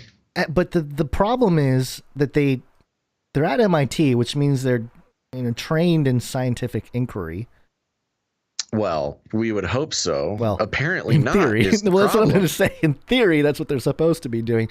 But then they do this research piece, and it's almost like they couldn't find, or they found that like the people that are against masks, the anti-maskers, are actually a little bit more reasonable, and they're like looking at data and like all this kind of stuff. So they had to come up with a way to denounce them, because otherwise it's like, well, maybe there is something to the data that they're looking at. Maybe there's something to the method that they're approaching this whole thing with, and they would never get their paper published, or it's whatever. Almost like they were. That's it right there. Yeah. It wouldn't have gotten published if it put anti-maskers in a good maskers in a good light. If it was simply just, oh yeah, these people, wow, they really do pay attention to the science. Look how they distort the evidence. Example ABC. That's what they were hoping, probably. But right. They were hoping to find a vast network of sinister misinformation agents. Yeah, exactly. When really they found just like normal people who just kind of, paid attention in high school for once and knew what science is. Yeah, which is a process and not an authority institution. Structure. And then they shoot themselves in the foot because they have to admit they gave themselves away. Science is not a process. Yeah, it's an institution. Yeah, they really did say it right there. They said it. Anti-maskers are more sophisticated than their ideological adversaries, and science is an institution, not a process. Okay. I think it's time to move on to some politics. Poly. It's Latin for many. Tick. Now suck your blood. Politics. Your blood. Time for some politics, folks. And last episode I started out telling you about my banana problems. bananas running out in the grocery store. Can't stand it. What are we going to do? And I told everybody to keep an eye out for things that are also running out in Biden's America. And we got this one. This is coming from foxnews.com. And the headline, Chick-fil-A sauce shortage blamed on Joe Biden's America. First he came for the bananas, and now he's come for the Chick-fil-A sauce. Excuse me. Come on, man. For as much as we make fun of lefty journalists, and it's like the right side of the aisle is just as... No, this is hilarious. Yeah, They're doing a great job over there at Fox, keeping us posted on Joe Biden's America. People filling laundry hampers with gasoline and running out of Chick-fil-A sauce. Amid the massive fuel shortage in several states as a result of the Colonial Pipeline cyber attack, Chick-fil-A is reportedly facing a short supply of its signature sauce. Following multiple reports of the popular fast food restaurant limiting... Wow, excuse me, like a bug just flew in my nose. Following multiple reports of the popular fast food restaurant limiting how many Chick-fil-A sauce packets each customer is allowed, social media users took to Twitter to express their outrage. Not at the restaurant, but at President Joe Biden. Joe Biden's America. Missouri Attorney General Eric Schmidt tweeted, Joe Biden is destroying America. Senator Ted Cruz wrote. Is this Eric Schmidt, the former head of Google? Oh, there's two T's. Okay, not the same one. Yeah, I was going to say, hey, 180, turning against your Democrat liberal leaders there, Mr. Eric Schmidt of Alphabet Inc. I love this. This is Fox News just lining up tweets from Republican politicians. Representative Lauren Boebert asked if there is, quote, no limit to how awful Biden's America can get. Outkick.com executive declared the world is ending amid the Chick-fil-A sauce shortage. Did you skipped Ted Cruz? No, I didn't. Oh, you didn't? You said it? No, but I'll say it again. Joe Biden is destroying America, Senator Ted Cruz wrote. Sorry. Don't worry. All the tweets sound exactly the same. Yeah. Oh, you mean Republicans parrot each other? I didn't realize that they get on a... The bat signal went out for the Republican politicians. Outkick.com executive declared the world is ending amid the Chick-fil-A sauce shortage. Unlike the sauce about which they are tweeting, however, there is no shortage of tweets expressing dissatisfaction thus far with the Biden administration. And we don't need to go. They literally just list 5 more tweets from conservatives. Keep there you go, man. I stepped on it. Oh. Keep yapping, man. That's Biden's response to the Chick-fil-A story. Man. So there you go, man. First the gas, then the bananas, now the Chick-fil-A sauce. What are you going to do? I love how it just goes from all the... Just the escalation of the scarcity is just, alarming. I mean, it's kind of funny, but also kind of not. Like, what's going to happen next? We've got all these. So, is there oil in the sauce? No. Is that what we're saying? Is that what the implications? Gas. Chick-fil-A has yet to switch over to biodiesel. Is the problem? Oh, see, they're going after Chick-fil-A. So Chick-fil-A, the delivery trucks don't have the gas they need. That's why we need to activate Skyborg, Chick-fil-A sauce delivery drones. Got hairy legs. Got hairy legs. There's more here. That story. No, wait. I think I have the things on backwards here. Okay, this is from Vice. President Biden reveals new details about pipeline hack. Listen to that. Biden says the Russian government was not involved, but, quote, the criminals who did the attack are living in Russia. We already knew this. This is not new. It's not new. And we even said that, like, in living in Russia, from what Biden says, basically means that whoever did the attacks routed the attacks from Russian IP addresses. Yeah, I mean, we mention it every time something like this happens. They always reference evidence shows that that the attack came from Russia. The evidence they're talking about is like IP addresses and stuff. You can route any attack through Russia. I'm sorry, but I'm noticing a detail in Biden's quote here. Okay, so Biden said, quote, "The FBI has released details on the attack. We do not believe the Russian government was involved in this attack, but we do have strong reason to believe the criminals who did the attack are living in Russia. I am confident that I've read the report of the FBI accurately." And they say Putin was not involved. The government was not. So Biden is confident that he read the report accurately. Well, the implication of this is even more hilarious because he made I'm confident that I read this accurately because I double and triple checked. You can see him reading the report from the FBI. Putin was not involved. Wait, what? Let me read that again. Putin was not involved? No, he was playing hockey with. Putin has an alibi? He was at a hockey game? He scored 8 goals? I could score 8 goals if they just give me a chance. Imagine us declaring that we are pretty sure. We could say we're confident that we read something accurately. Like the absurdity is so, I don't know. It's just beyond absurd. Oh man, we're so done here in America. It's I repeat, bad news. I read the report. I'm confident that I read it correctly. Okay, this is the other story. We should start saying that. We should. I'm confident that I read this article correctly. Okay. It's true. Not always confident of that. Apparently. Think about it. Apparently, it is a thing. But this is the New York Times article. Mysterious ailments are said to be more widespread among U.S. personnel. This is the directed energy weapon stuff. The Biden administration has begun more aggressively investigating episodes that left spies, diplomats, soldiers, and others with brain injuries. This was published on May 12th. I know we had an article about this a few days ago, but it looks like they're coming back into the milieu to chat about. Yeah, they're bringing it up again, which is very interesting.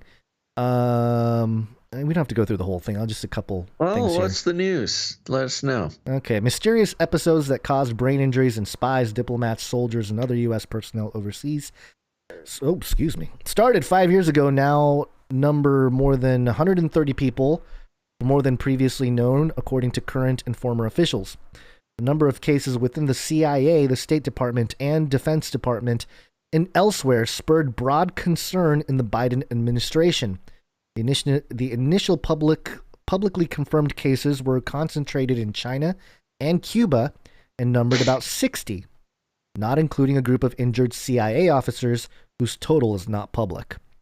The new total adds cases from Europe and elsewhere in Asia and reflects efforts by the administration to more thoroughly review other incidents amid concern over a spate of them in recent months.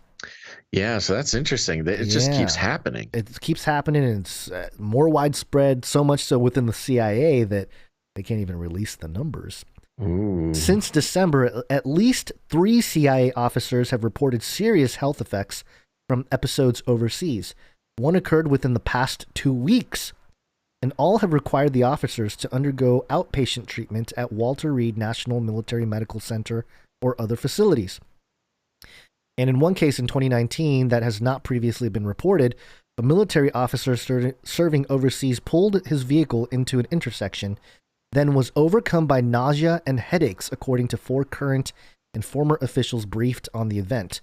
His 2-year-old son, sitting in the back seat, began crying. After the officer pulled away from the intersection, the nausea stopped and the child stopped crying. Both received medical attention from the government, though it is not clear whether they suffered long-term debilitating effects. Officials suspect the officer may have been targeted. The episode upset officials in both the Trump and Biden administrations, prompting them to investigate further. The Biden administration has not determined who or what is responsible for the episodes or whether they constitute attacks. Though some Pentagon officials believe Russia's military intelligence, the GRU, is most likely behind the case of the 2-year-old. How do they even know that? And evidence has emerged that points to Russia in other cases. Most emotionally traumatizing. The intelligence agencies have not concluded any cause or whether a foreign power is involved.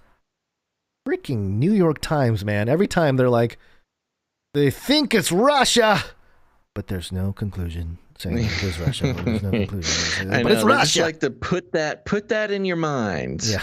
We think so. We can't tell you for sure, but somebody said it. I'm saying it now, but I don't know. It may not be, but say it's it later. For sure Russia. Yeah. But also, quote, as of now, we have no definitive information about the cause of these incidents, and it is premature and irresponsible to speculate, said Amanda J. Schkoch, the spokeswoman for the Office of the Director of National Intelligence. Moscow has repeatedly denied any involvement. While no military personnel have been injured in combat zones, several were hurt in Europe and Asia, according to former officials. Some suffered long-term brain injuries, including debilitating headaches.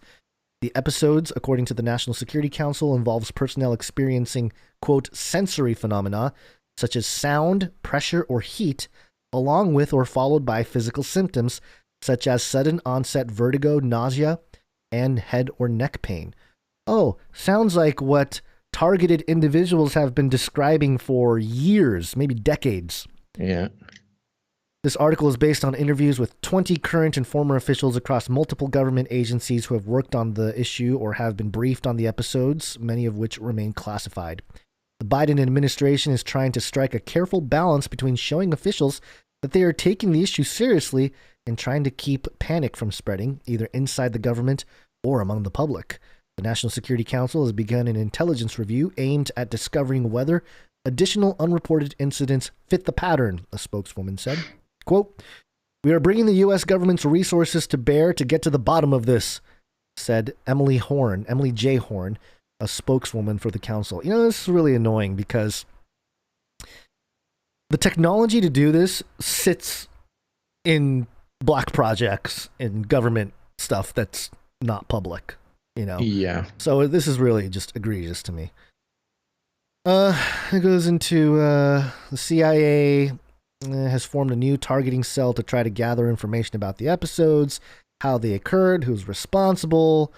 The cell aims to operate with a similar rigor and intensity to the group expanded by the agency sometime after the September 11th attack to hunt Osama bin Laden. Oh yeah.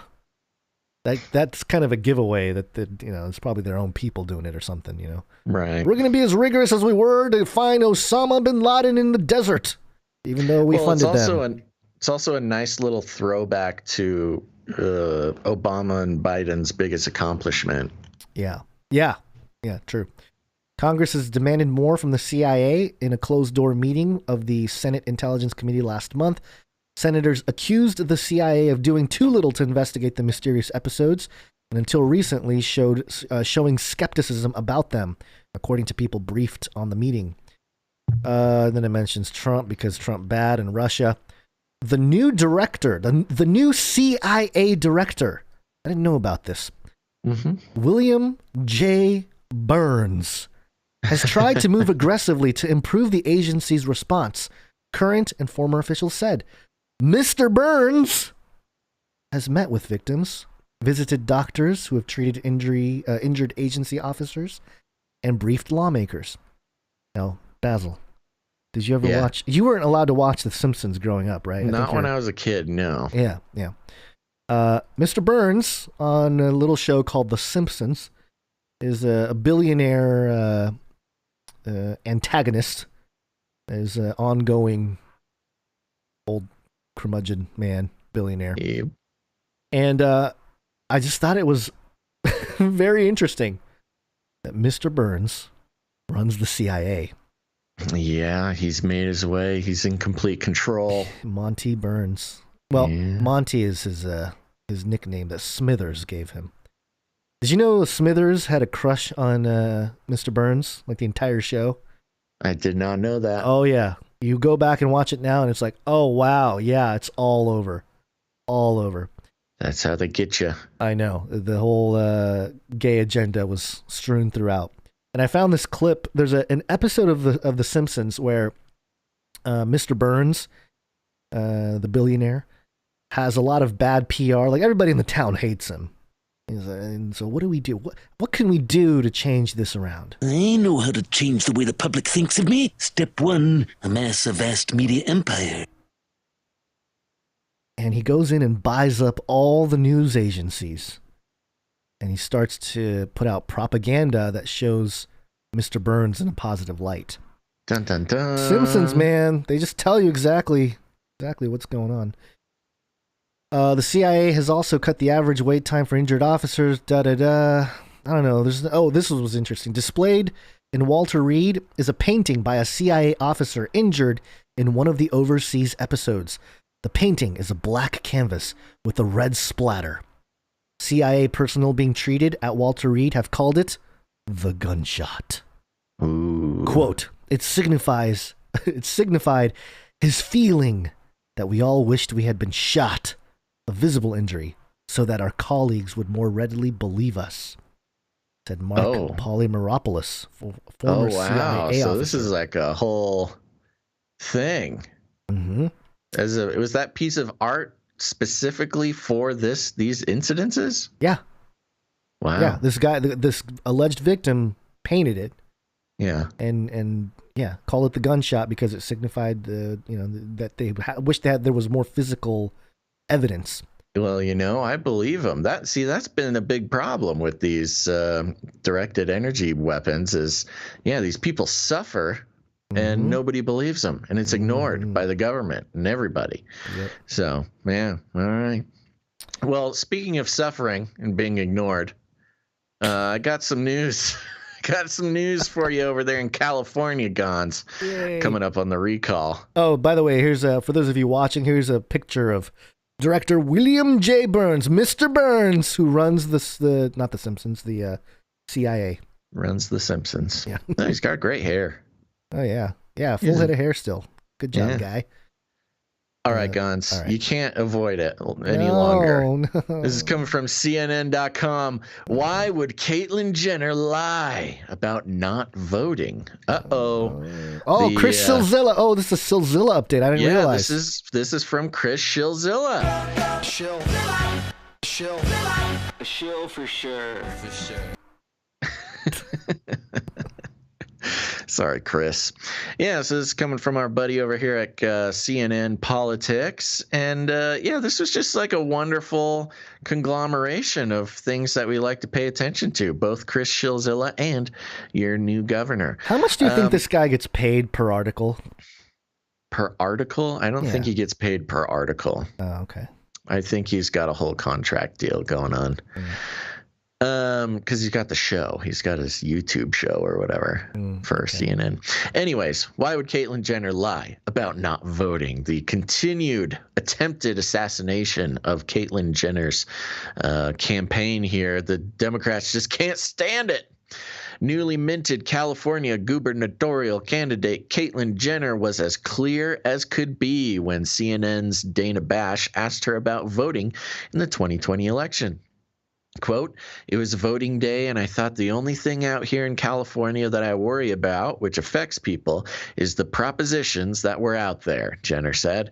And I didn't see any propositions that I really had one side or the other. And so it was election day, and I just couldn't get excited about it.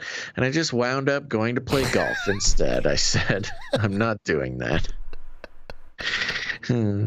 Okay.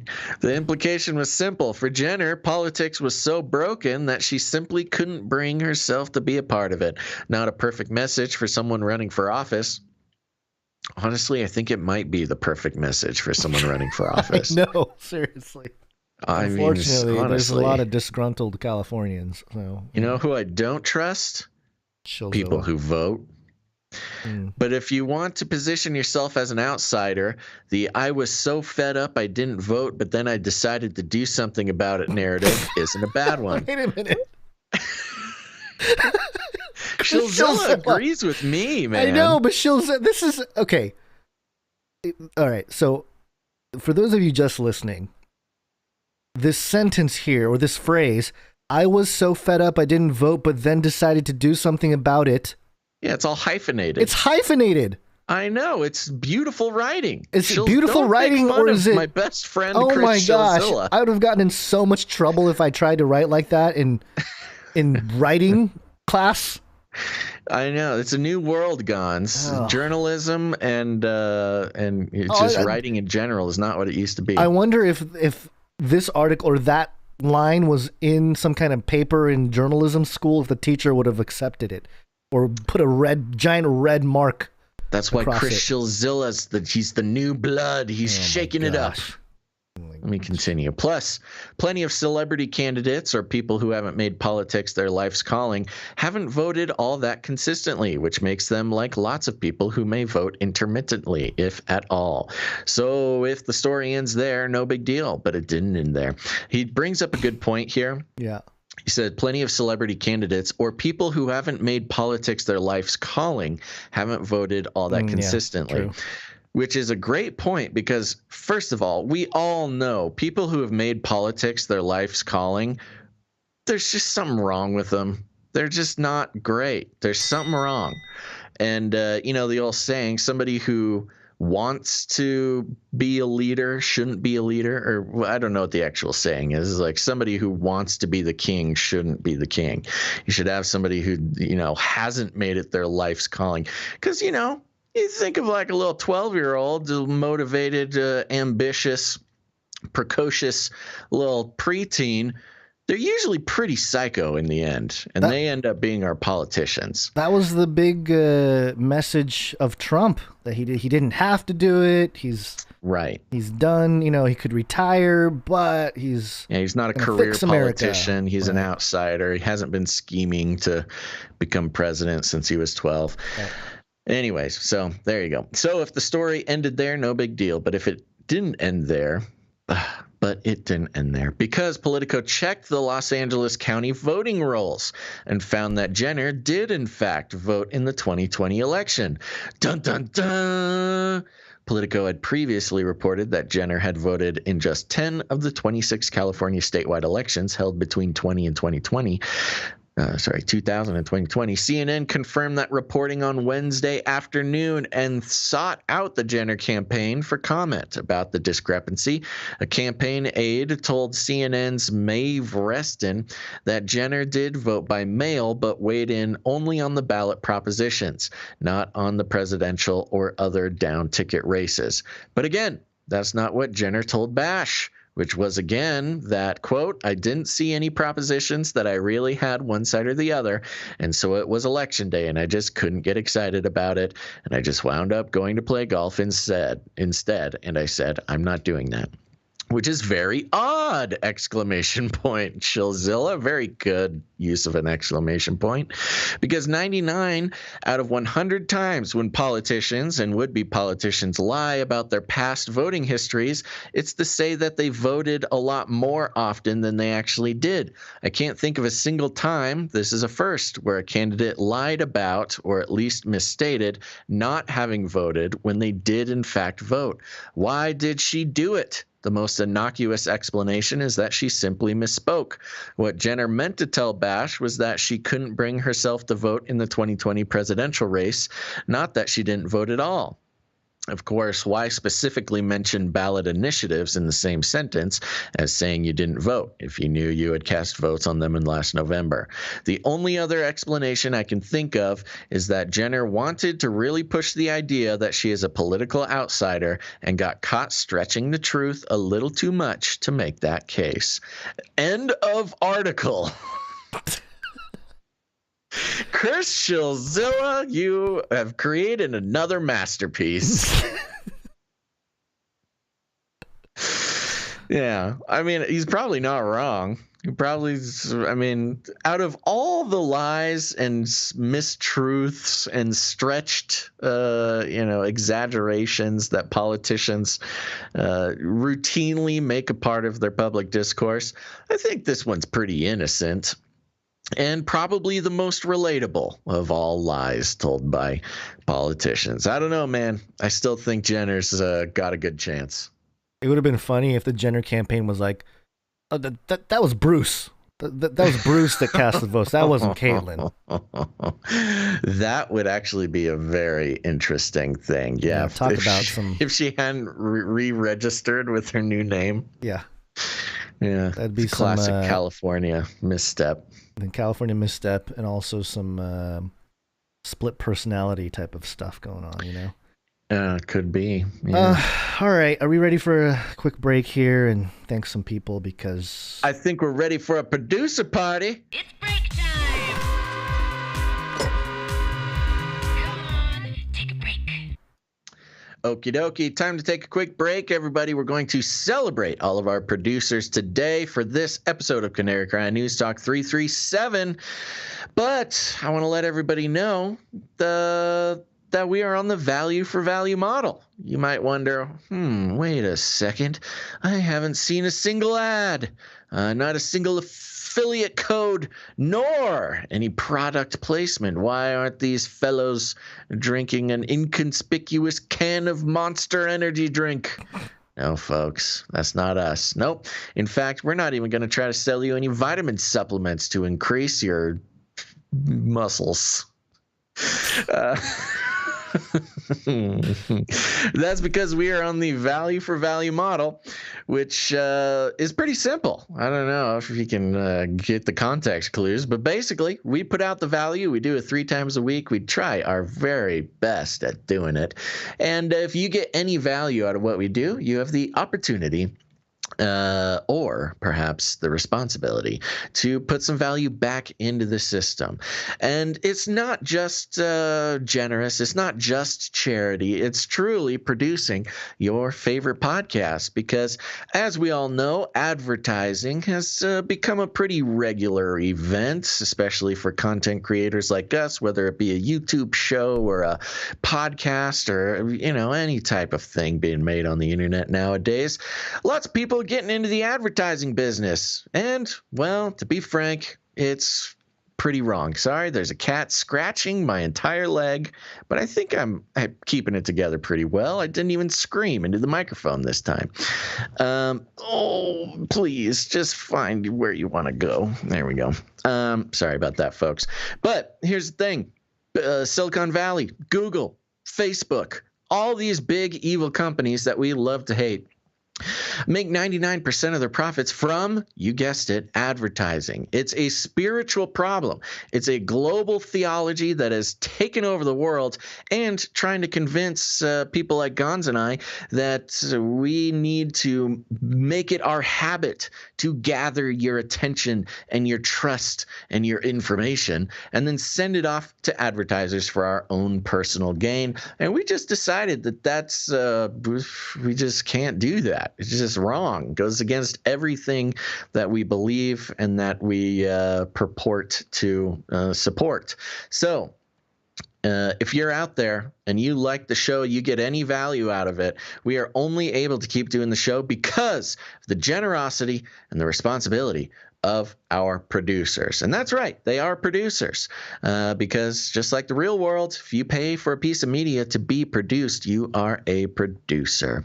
So there's a few ways to do that. First of all, you can head on over to patreon.com/CCNT.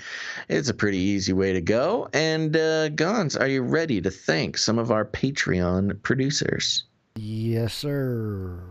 Okie dokie. You can, just to give you that link again, it's patreon.com/CCNT for Canary Cry News Talk. And we got a couple new producers over there that I want to thank. And the first one is, oops, I'm on the wrong thing. Here we go. Thank you to producer Marcy T. Thank you, Marcy T. Oh, yeah, Marcy T. Thank you very much. Next, we have producer. Wow, coming in strong. Oh, yeah. Thanks to producer Mary H. Thank you, Mary H. Next on the list, we have producer Autumn W. Thank you, producer Autumn W. I like the name Autumn. I like Autumn. Yeah. Autumn W. Next, last but not least, we have producer Jeremy coming in on the Patreon. Thank you, producer Jeremy. And Jeremy had a note. It's a little bit of a longer note, but I have I'll read a couple paragraphs here. He says, "Hey guys, finally joined your Patreon. Thank you for all you do. So honored to be a part of such an incredible community of producers who are supporting the best podcast on the internet." Ooh. We are the best podcast on the internet. Are there podcasts not on the internet? Yeah, they're horrible. Oh, is it called radio? Regular radio? Actually, yeah. Gons, this is not the first person in the past day or two to say we're the best podcast on the internet. Is that a thing people are saying? Yes, it's very specific. People, there's been a few, even people today in the chat saying we're the best podcast on the internet. Oh, interesting. Interesting. Okay. Yeah, I like it. It's got a nice ring to it. If we'll take it up. We'll definitely run with it and declare it. Oh, yeah. Is Kool-Aid?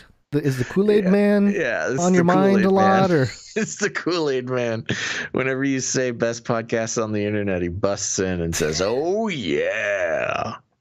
All right. Back to the note here. I know it's a small amount, but I hope it helps. I'm looking forward to increasing my contribution in the future as finances allow, as well as delving into more creative ways to contribute to the show. He said he writes and produces his own music. So there you go. Yeah. Your talent is always welcome here. And then he writes a little bit about, he had some thoughts about cryptocurrencies. He mentioned Doge and how it, the word, if you look it up, and I've done this before, and it's made the rounds, I think, in our circles in the past too.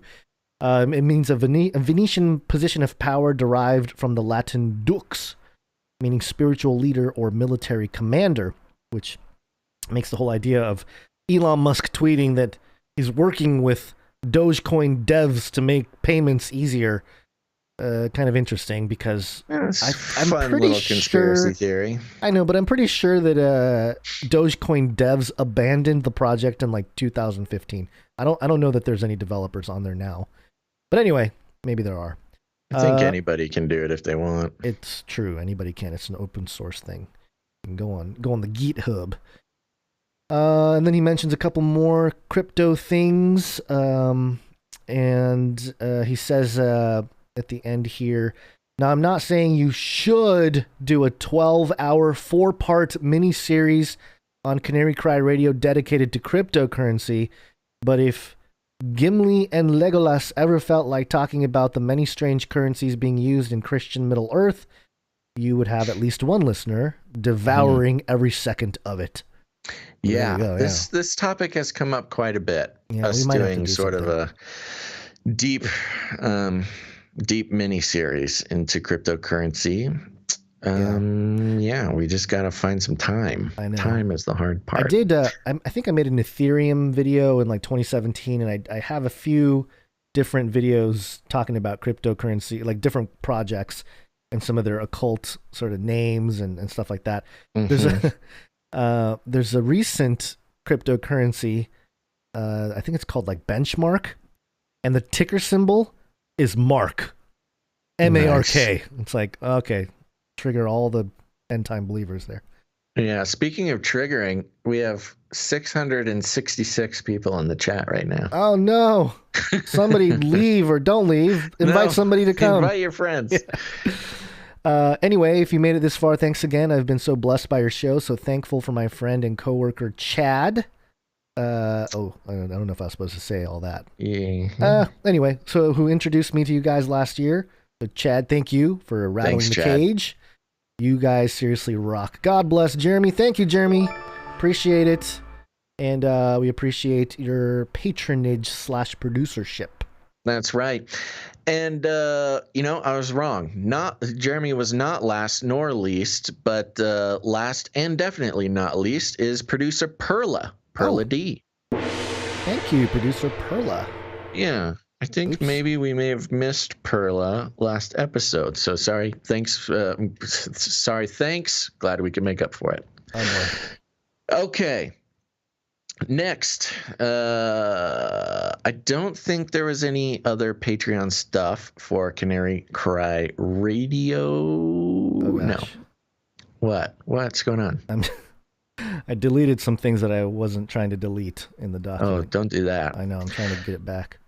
But for those who don't like Patreon, that's why we have canarycryradio.com/support. canarycryradio.com/support. That's right. canarycryradio.com/support is the best way to become a producer, especially for those who don't like Patreon. That's okay. You don't need to like Patreon. And over there on canarycryradio.com/support, we've got all sorts of options. You can read about the value for value model, learn about the Canary Cry Roundtable of Knights and Dames. You can also become a supporter. You can become a monthly producer, recurring producer if you'd like. Just, go and set it and forget it, baby. It's easy, and you keep the show going without even have to think about it.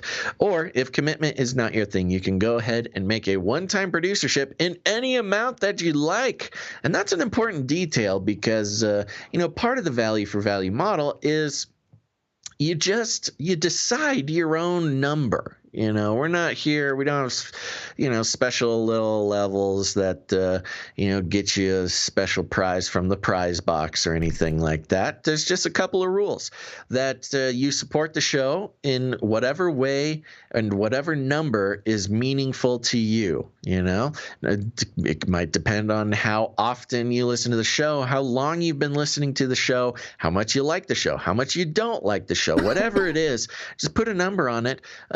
And you get to choose your own adventure. And when it comes to reading donation producership amounts, there's only a couple rules, which is if it's a flat round number that is $10, $25, whatever, flat round number, we usually will keep that anonymous for you. So, we're not trying to blast everybody's financial information out here. But if you would like to, there's also special ways to produce the show that we will read the amount. An easy way to do that is just to put 33 in there somewhere. Of course, that's our Illuminati handler producership, if you know the secret handshake. But there you go. Some people choose to do Bible verses, turn the Bible verses into a number, send that in, send us the Bible verse. It's all sorts of fun. But anyways, there's also cryptocurrency options, things like that. Gons, are you ready to thank some producers? Yes. All right. So first up here, we want to thank all the recurring producers that support us on PayPal. Appreciate that. And to start things off, the executive producer for episode 337 is producer Allison G. Thank you very much, producer Allison G. And let's see, Allison G sends a note. Says, "Hi, Basil and Gons. I want to say thank you for all that you both do. I know that putting your show on 3 times a week is a lot of work, but I truly love the podcast. I tried to leave a message on PayPal, but there was no place to leave a message, so I figured I would email you to express my gratitude. You did the right thing, producer Allison." And that's another thing out there. If PayPal, it's kind of random. Sometimes PayPal lets you leave a message, sometimes not. But if you have a message, you can email us at canarycryradio@gmail.com. Allison continues, "Your show keeps me informed. I try to watch the news to stay updated, but sometimes I just need to turn it off. So thank you for staying on top of the news and bringing humor to the reporting. Keep up the great work. Thank you again so much for all you do. God bless and take care. With gratitude, Allison." Thank you very much, Allison. And I believe right off the bat, Gons, that producer Allison is the executive producer for episode 337. Yep, that's right. Thank Cool you, beans. producer Allison. Next up, we have producer Kara W. Thank you very much, producer Kara W. And coming in with $33.70. Ooh, 337. Yeah, for episode 337. Yeah. And she has a note. "Good luck finding green bananas, Basil." Oh, thank you, Kara. I did go back. I forgot to give this update. I went back. There was maybe a fourth of the pile of bananas, all yellow, all gross and yellow. So you didn't get any? No, I was angry. I didn't buy any bananas. I just left. Wow. I stormed out of there like a toddler having a tantrum. Did you yell at the cashier people just for good measure, you know? No green bananas? Just everybody stops and looks. Oh, No, good thing but- everyone. Did I tell you I talked to the cashier about it last time? No, you didn't. I give didn't any mention that details. part of the story. I don't think so. I did bring it up with her. Were you like, what's up with the banana? Where are the bananas? That's pretty much exactly what I said. I said, so what's up with the bananas? Why are there no bananas? She's like, oh, you know, our purchasing person, there's no bananas. I'm like, okay, I guess I'll try next time. She's like, okay, get out of my face, you strange man. Please don't ask me anything ever again. I'm just an 18-year-old kid trying to make some beer money. Are there I no don't know other, anything about bananas. Are there no other grocery stores that would have carried bananas? Do you have your, or You is know, it like a I town haven't problem? gone on a shopping spree.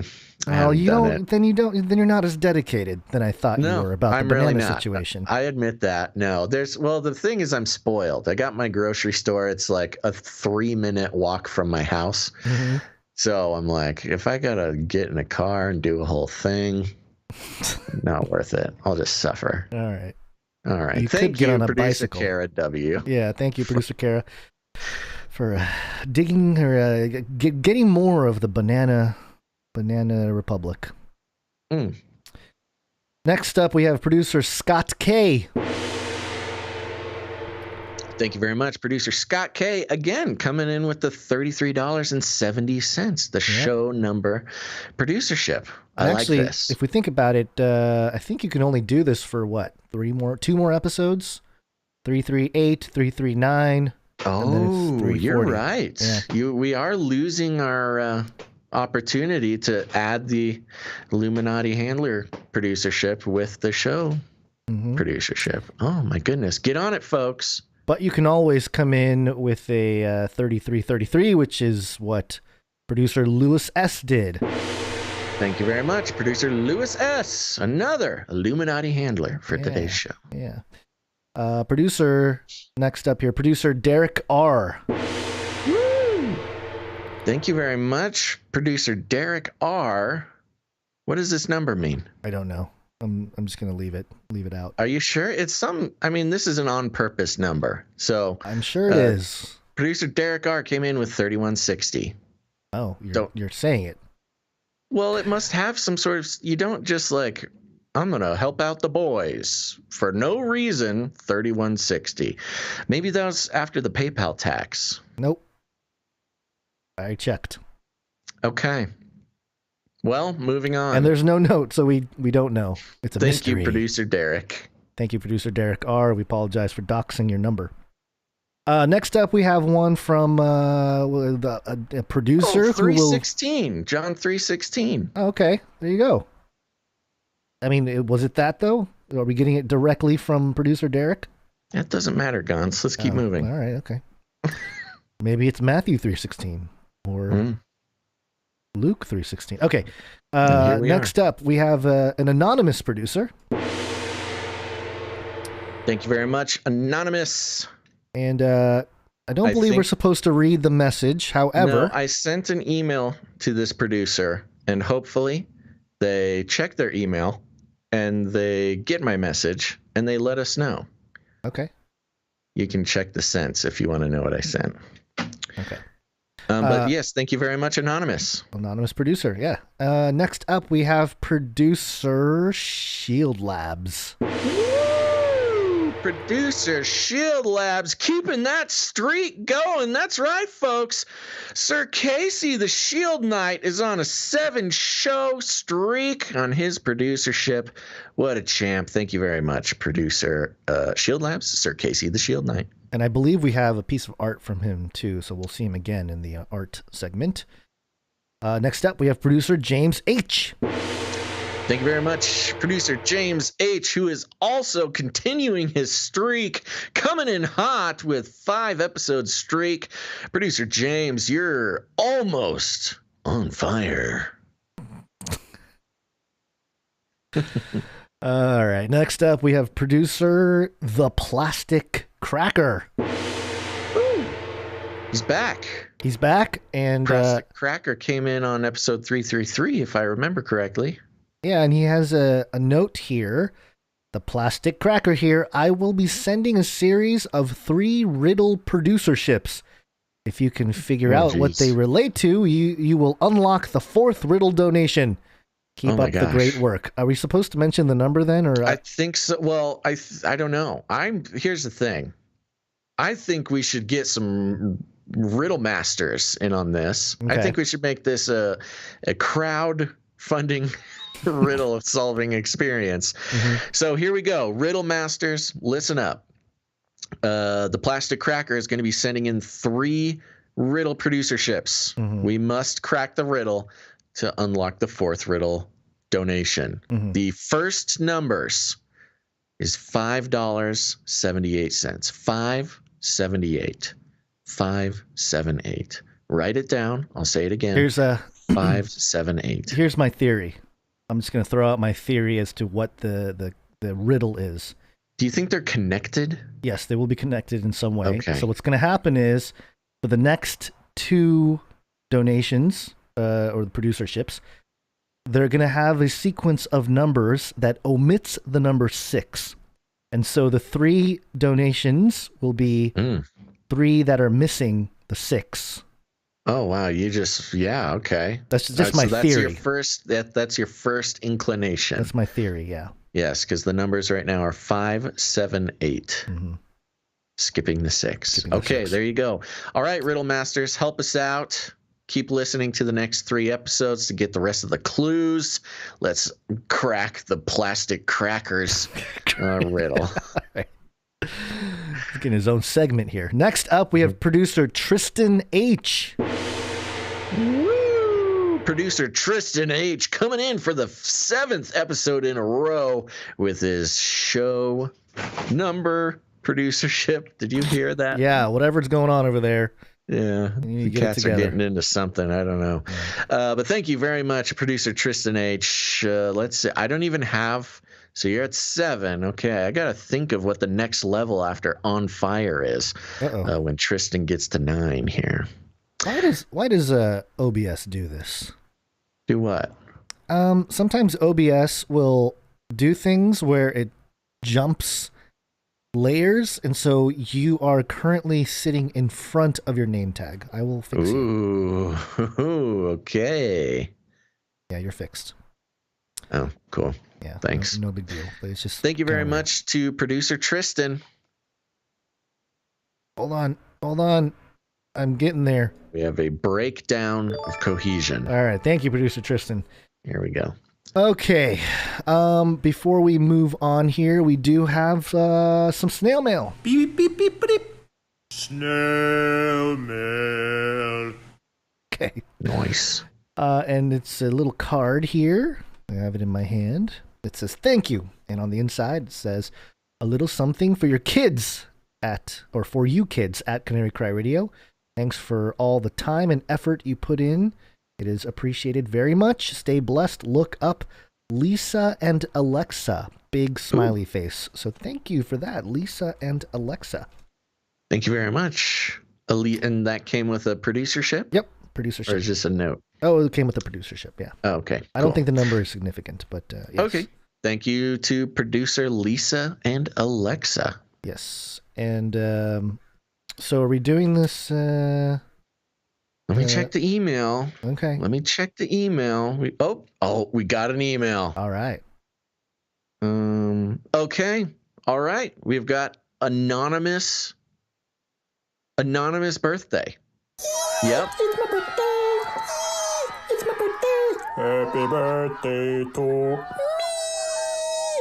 Woo! All right. There you go, everybody. Saying a good happy birthday song to Anonymous. Not the group. Who could? Not the group. Anonymous? The producer. notorious hacker group for their birthday. You know what? Whoever you are out there having a birthday, we're very grateful that you produce the show, and we wish you a very, very happy birthday. And we hope that we'll be here for your next birthday as well. Yeah, and I think they will be. Oh, all right. Gons knows something. Oh, they'll be here. I'll see to that. Well, it's just weird when you're like, hopefully they'll be here for the next birthday. It's like, what do you think something's going to happen to them? What do you know? I was trying to spice it up a little bit, because saying happy birthday, someone. I just want them to know that we care. We care about them even if we don't know who they are. Have you been to a birthday party or some kind of birthday event where the people don't know exactly, so they sing the birthday song, and then when it comes to the name part, everyone kind of goes, because they don't remember the name? I'm sure it's summer happened, camps. yeah. Summer camps, that can happen. Oh, summer camps. Okay. Yeah, I was thinking restaurants. Oh, restaurants too. Yeah. Like if I'm, but in theory, the restaurateurs aren't allowed to sing the happy birthday song. I think technically now they can because the copyright expired, but for a long time they weren't allowed to sing the happy birthday song because of a copyright. If people didn't know, that's why you go to the Mexican restaurant or any restaurant really, and they don't sing happy birthday. They have their own clappy birthday songs. And this has been Happy Birthday Facts. Birthday Facts with Guns. All right, producers, thank you so much for contributing to the show with your treasure. You can also contribute to the show with your time. And for episode 336, we had producer Rachel C. come in with the timestamps. So thank you. Producer Thank you very Rachel. much, Producer Rachel. You know what I like about, let me first say, I think all of our timestampers do this, so I appreciate it about all of our timestampers. But when Producer Rachel sent the timestamps in, there was a smiley face in the subject line. It was like, timestamps! Yeah, very, very excited about the timestamps. Yes, I was like, oh my gosh, look at this enthusiasm. Yeah. Now, I will say, Jade Bouncerson and Christine are also enthusiastic, so I'm giving props to the entire team. Thank you all.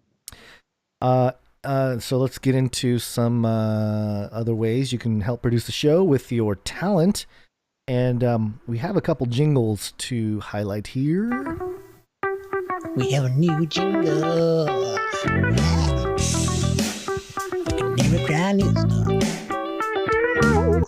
Yeah.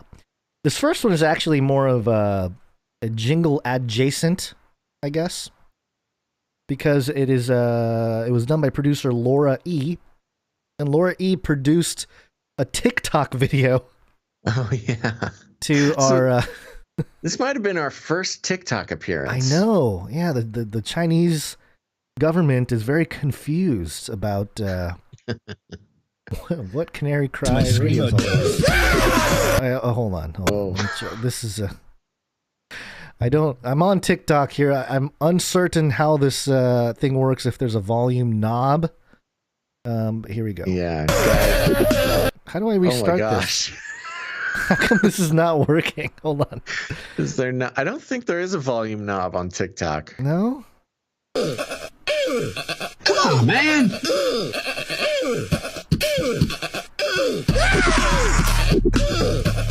Keep yapping, man. Aborted feces. You get the idea. I like how this is the Gon's end of show remix. It is the remix with the Biden clips in there and the ISOs. You know what? That was very fun. For those who are just listening, who made this? Producer Laura. Laura E, yeah. Yeah, producer Laura E put together, I believe this is our first TikTok. It's kind of long, so we can't play the whole thing right now. But thank you very much, producer Laura E. And for those who are just listening, it is a beautiful montage of goats, different kinds of goats.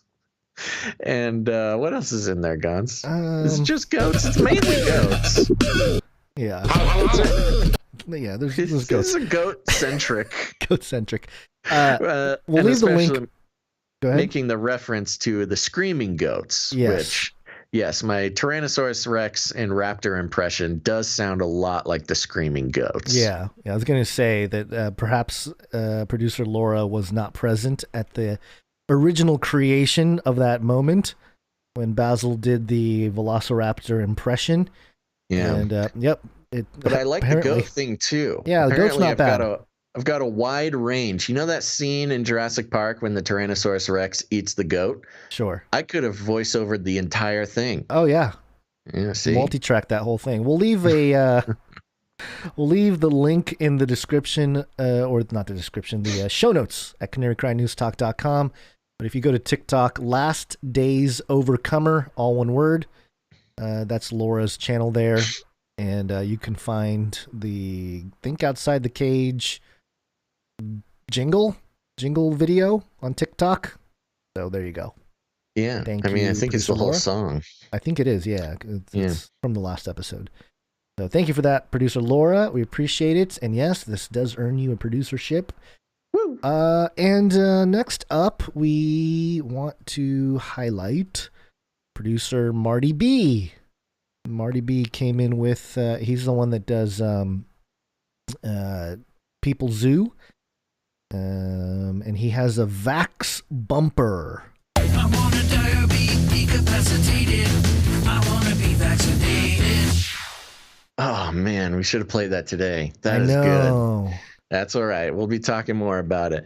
I want to be, what is it? I want to die or be incapacitated. Here we go. I wanna die or be decapacitated. I wanna be vaccinated. Vaccination. That's good.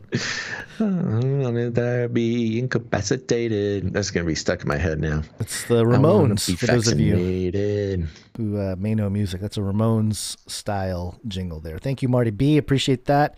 It might replace the WACCINE jingle because, you know, we tried to get around the algos there, but I guess it doesn't matter at this point. Yeah, we're going down. We'll mix it up. We got to play more jingles anyways. I know. All right. The other way you can support the show with your talent is with your artwork. One art, please. And this first one is from Allie, who, by the way, Marty B also created the Allie art bumper. One art, please. One art, please. Another one from Allie now. Here it is. I like that. It's succinct. Here it is. And this piece here is a picture of a bat. And let me just read the note here. Today's art was inspired by your discussion last episode on how the pangolin would have had to walk 1,000 miles to Wuhan to Wuhan and get the spicy flu party started. This is the Incredible Journey version where the pangolin has a friendly yet virulently infected bat for company. Yeah, is that what the movie was called, where the dogs and the cat like traveled across the United States because their owners left them behind? Yeah, The Incredible Journey. Incredible Journey, yeah. But this is I would love a remake of that with a pangolin and a bat traveling to Wuhan. Man, this is a Pixar. This is like an edgy Pixar remake. Yeah, we should pitch or not it to remake, those, but to the Hollywood folk there. Oh, Disney would love that. Okay, here's the thing. It's like The Incredible Journey, but that's that's an essential part of making a movie pitch in Hollywood. You kind of have to you have to relate it to something. You have to compare it to something that already exists, but then give the twist. Yeah, that's like they teach you that in Hollywood school. So you say it's like The Incredible Journey, but with COVID-19. But with a global pandemic, a pangolin and a bat need to travel 1,000 miles across the Chinese wilderness in order to find themselves in a wet market to spread the disease. You know, that is about as believable as the government's explanation. So True, very true. Thank you for this art, producer Allie. And I did think of something that I wanted to ask you or have a conversation with you, Basil, after the show about some of these artists here. Yeah. Off air, folks. Off air conversation. Uh-oh, I'm in trouble. Next up, we have producer Dove M. And this piece here, I'll read the note from Dove. It says, "Peace. I'm an artist from Pittsburgh, Pennsylvania, and I've been listening to you guys for years now after being put on to the first Age of Deceit film. I've caught every episode of Canary Cry News Talk, but have selfishly been listening for free and contributing nothing. Ooh. But the value for value speech at the beginning of the pee-pee breaks that Basil gives finally broke through to me." Ha ha! All right. See, Gons, it's just a matter of time until the brainwashing kicks in. Or the reverse brainwashing is really more. Yeah. I should be more patient when you go through that. I forget that I have to suffer through listening to it hundreds of times, but it's doing good for others. He goes on here. "I had the idea for this one a few weeks back, but didn't act on it, and saw another producer make a really great version of it with Photoshop. My wife said to me, quote, 'See, God gave the idea to both of you, but he chose to act on it instead of letting it pass.' And I thought, okay, no longer am I going to sit back and not act on these ideas for artwork and contribute nothing to the Canarium. So then I let another 2 weeks pass." It sounds like us trying to get something done. We have a lot in common here, Dove. We totally understand. But then finally yesterday I made a move. So here I give you one art. I'm going to try to be a weekly producer now, at least with artwork. Hopefully I can give back a small portion of what you guys have given me. Keep doing what you're doing. I'll pray for yins. Thank you for that, producer Dove. Yins. Sounds like a cool Gen Z term. Yeah, that's why I was yins. Like, what is a yins? Is that supposed to? Yeah, I'm confused. I don't know. I'll have to look that one up later. And this image is it's me and Joseph Stalin, I believe. It's another rendition of Commie Cry Radio. Oh, right. Commie Cry Radio says it right there. Yes, it's Gons as a Mao, and then we've got Stalin with two giant googly eyes, which definitely would have gotten our producer murdered if this was submitted for Soviet propaganda.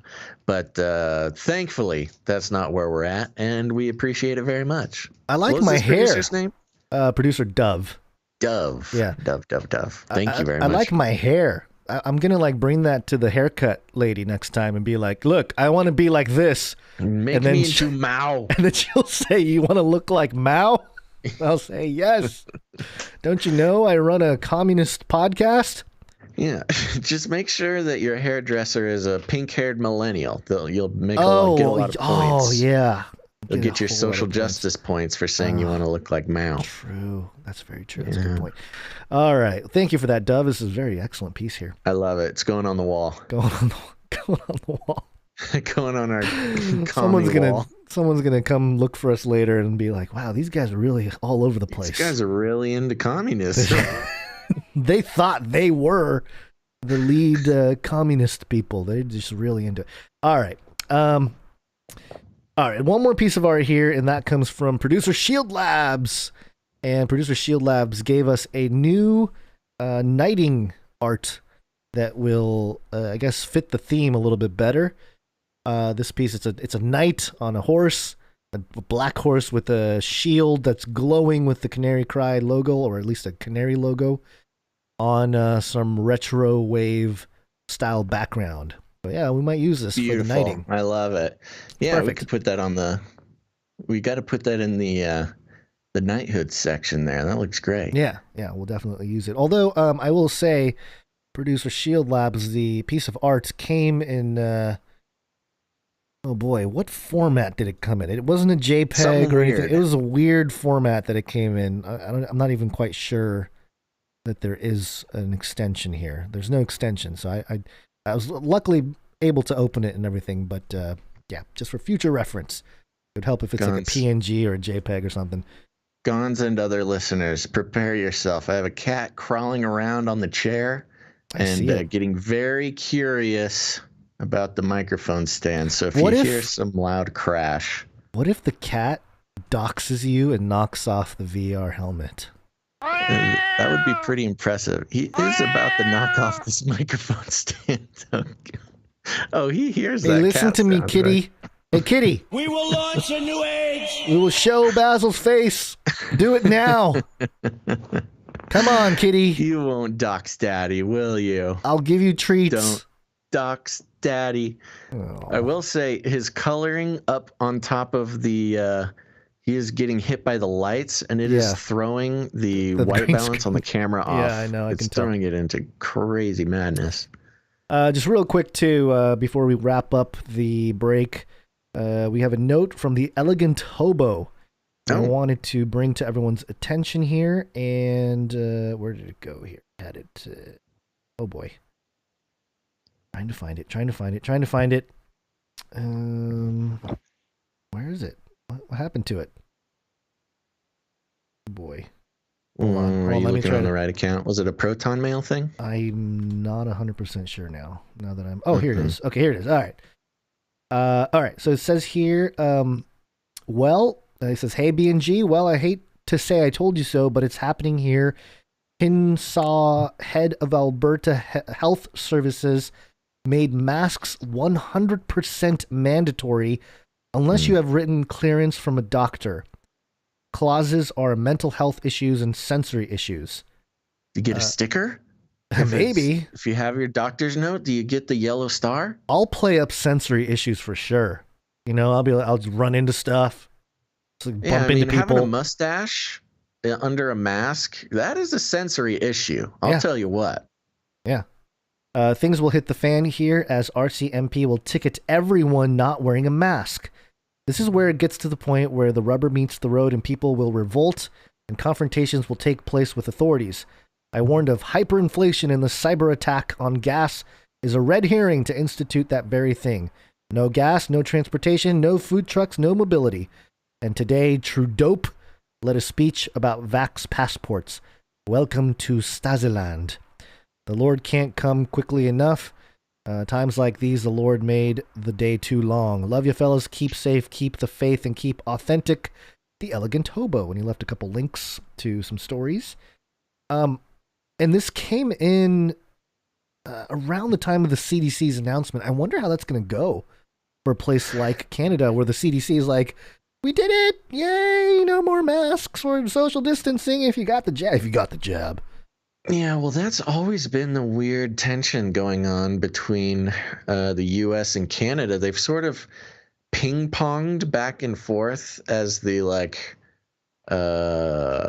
most tolerable lockdown rules. Mm-hmm. You know, certainly the U.S. is coming out ahead right now with the mask thing. While we're opening up mask issues here. Wow, sorry, excuse me. Yeah, Canada getting really hardcore. Maybe they just have like a municipal deficit in the budget that they need to pay for. How are we going to make this money? Well, we can charge people not wearing masks. Done. Yeah. Good luck, bro. Good luck, Trudeau. Yeah, pray for people in Canada, and hopefully, I am curious to see what happens now that the CDC has officially stated that you don't need a mask or social distance if you don't have the jab. But that's also easy pickings to get people to show if they are vaccinated or not. So the whole idea of a vaccine passport can really come into play if the mask mandate is lifted. So yeah, good luck there, people in Canada. Well, not good luck. I mean, pray for you guys. All right. Thank you for the note. Well, yeah. Oh, anything else? You ready to wake up? That's it. No, we have to do reviews and we have to mention... Oh my gosh, yeah, I'm getting way ahead of myself. Sorry, the cat distracted me. Real quick, there's a meetup on the 20th, 21st, and 22nd of May, led by producer Ciara. Woo! You can contact producer Ciara at ciaralauren93@gmail.com. Those of you watching, the email is on the screen, and the email is also listed in the show notes at canarycrynewstalk.com. Go there and get all the details for the meetup. Yeah, and I will say there is... Oh, are you putting up the... Okay, yeah, so that's for the Florida meetup, right? Yeah, there's more coming up in the months following. Let me Yeah, bring that up. But then we've also got the Zoom meetup tomorrow. Oh, that's tomorrow. Yeah, I believe so. Yes, we got an email from producer Ciara. Right. Okay, yes. Good thing I did the meetup thing. Oh, clickety, looking for thingies. I hear a cat. I don't see a cat. You're not being very helpful with the cat haunting you.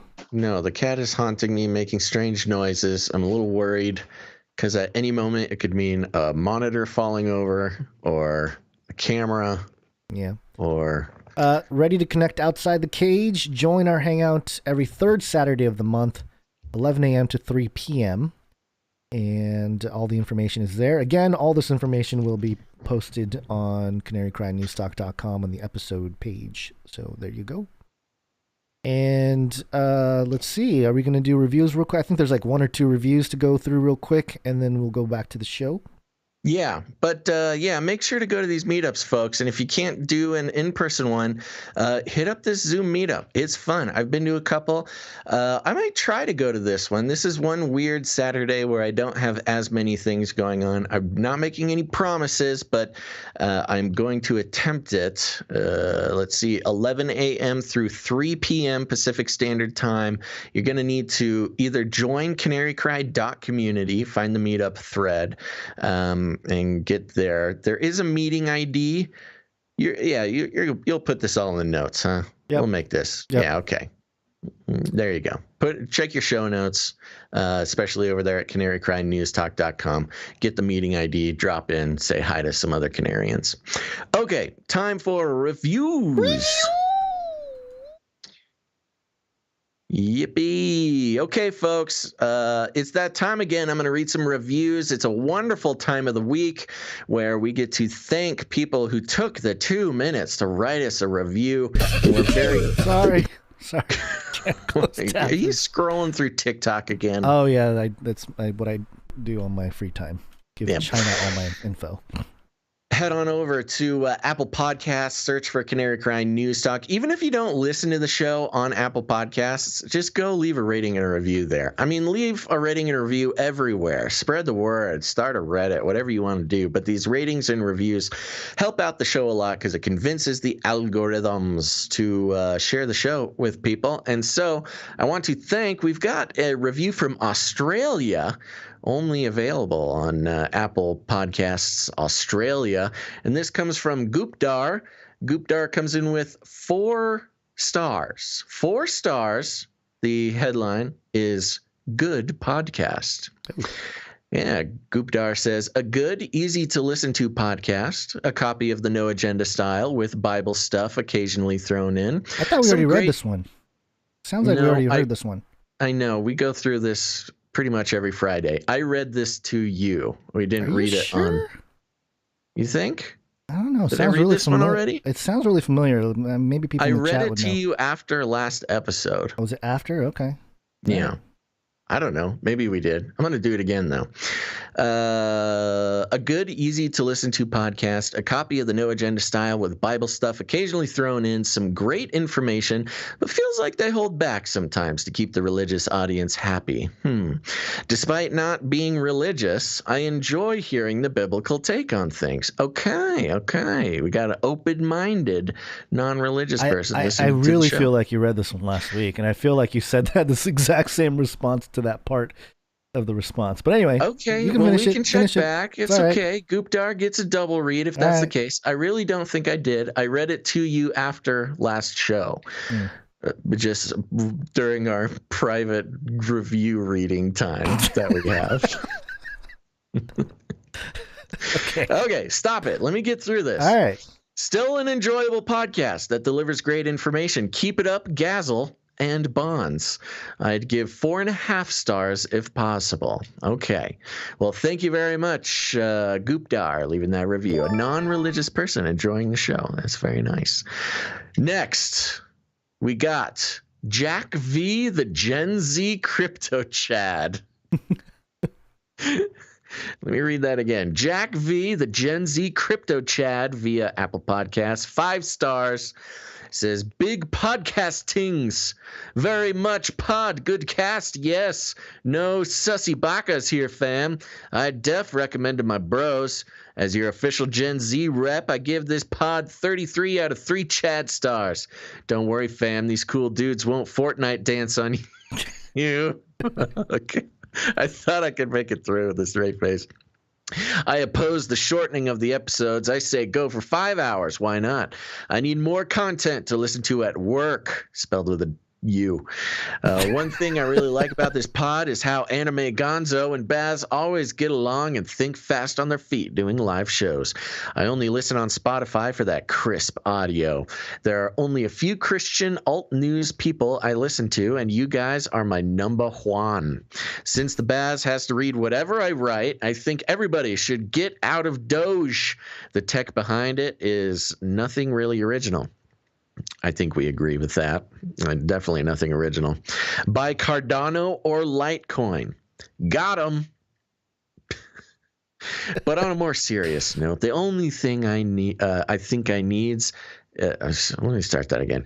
But on a more serious note, the only thing I think needs a slight improvement is in the opening bit, Gonzo says we praise Jesus while reporting the egregious.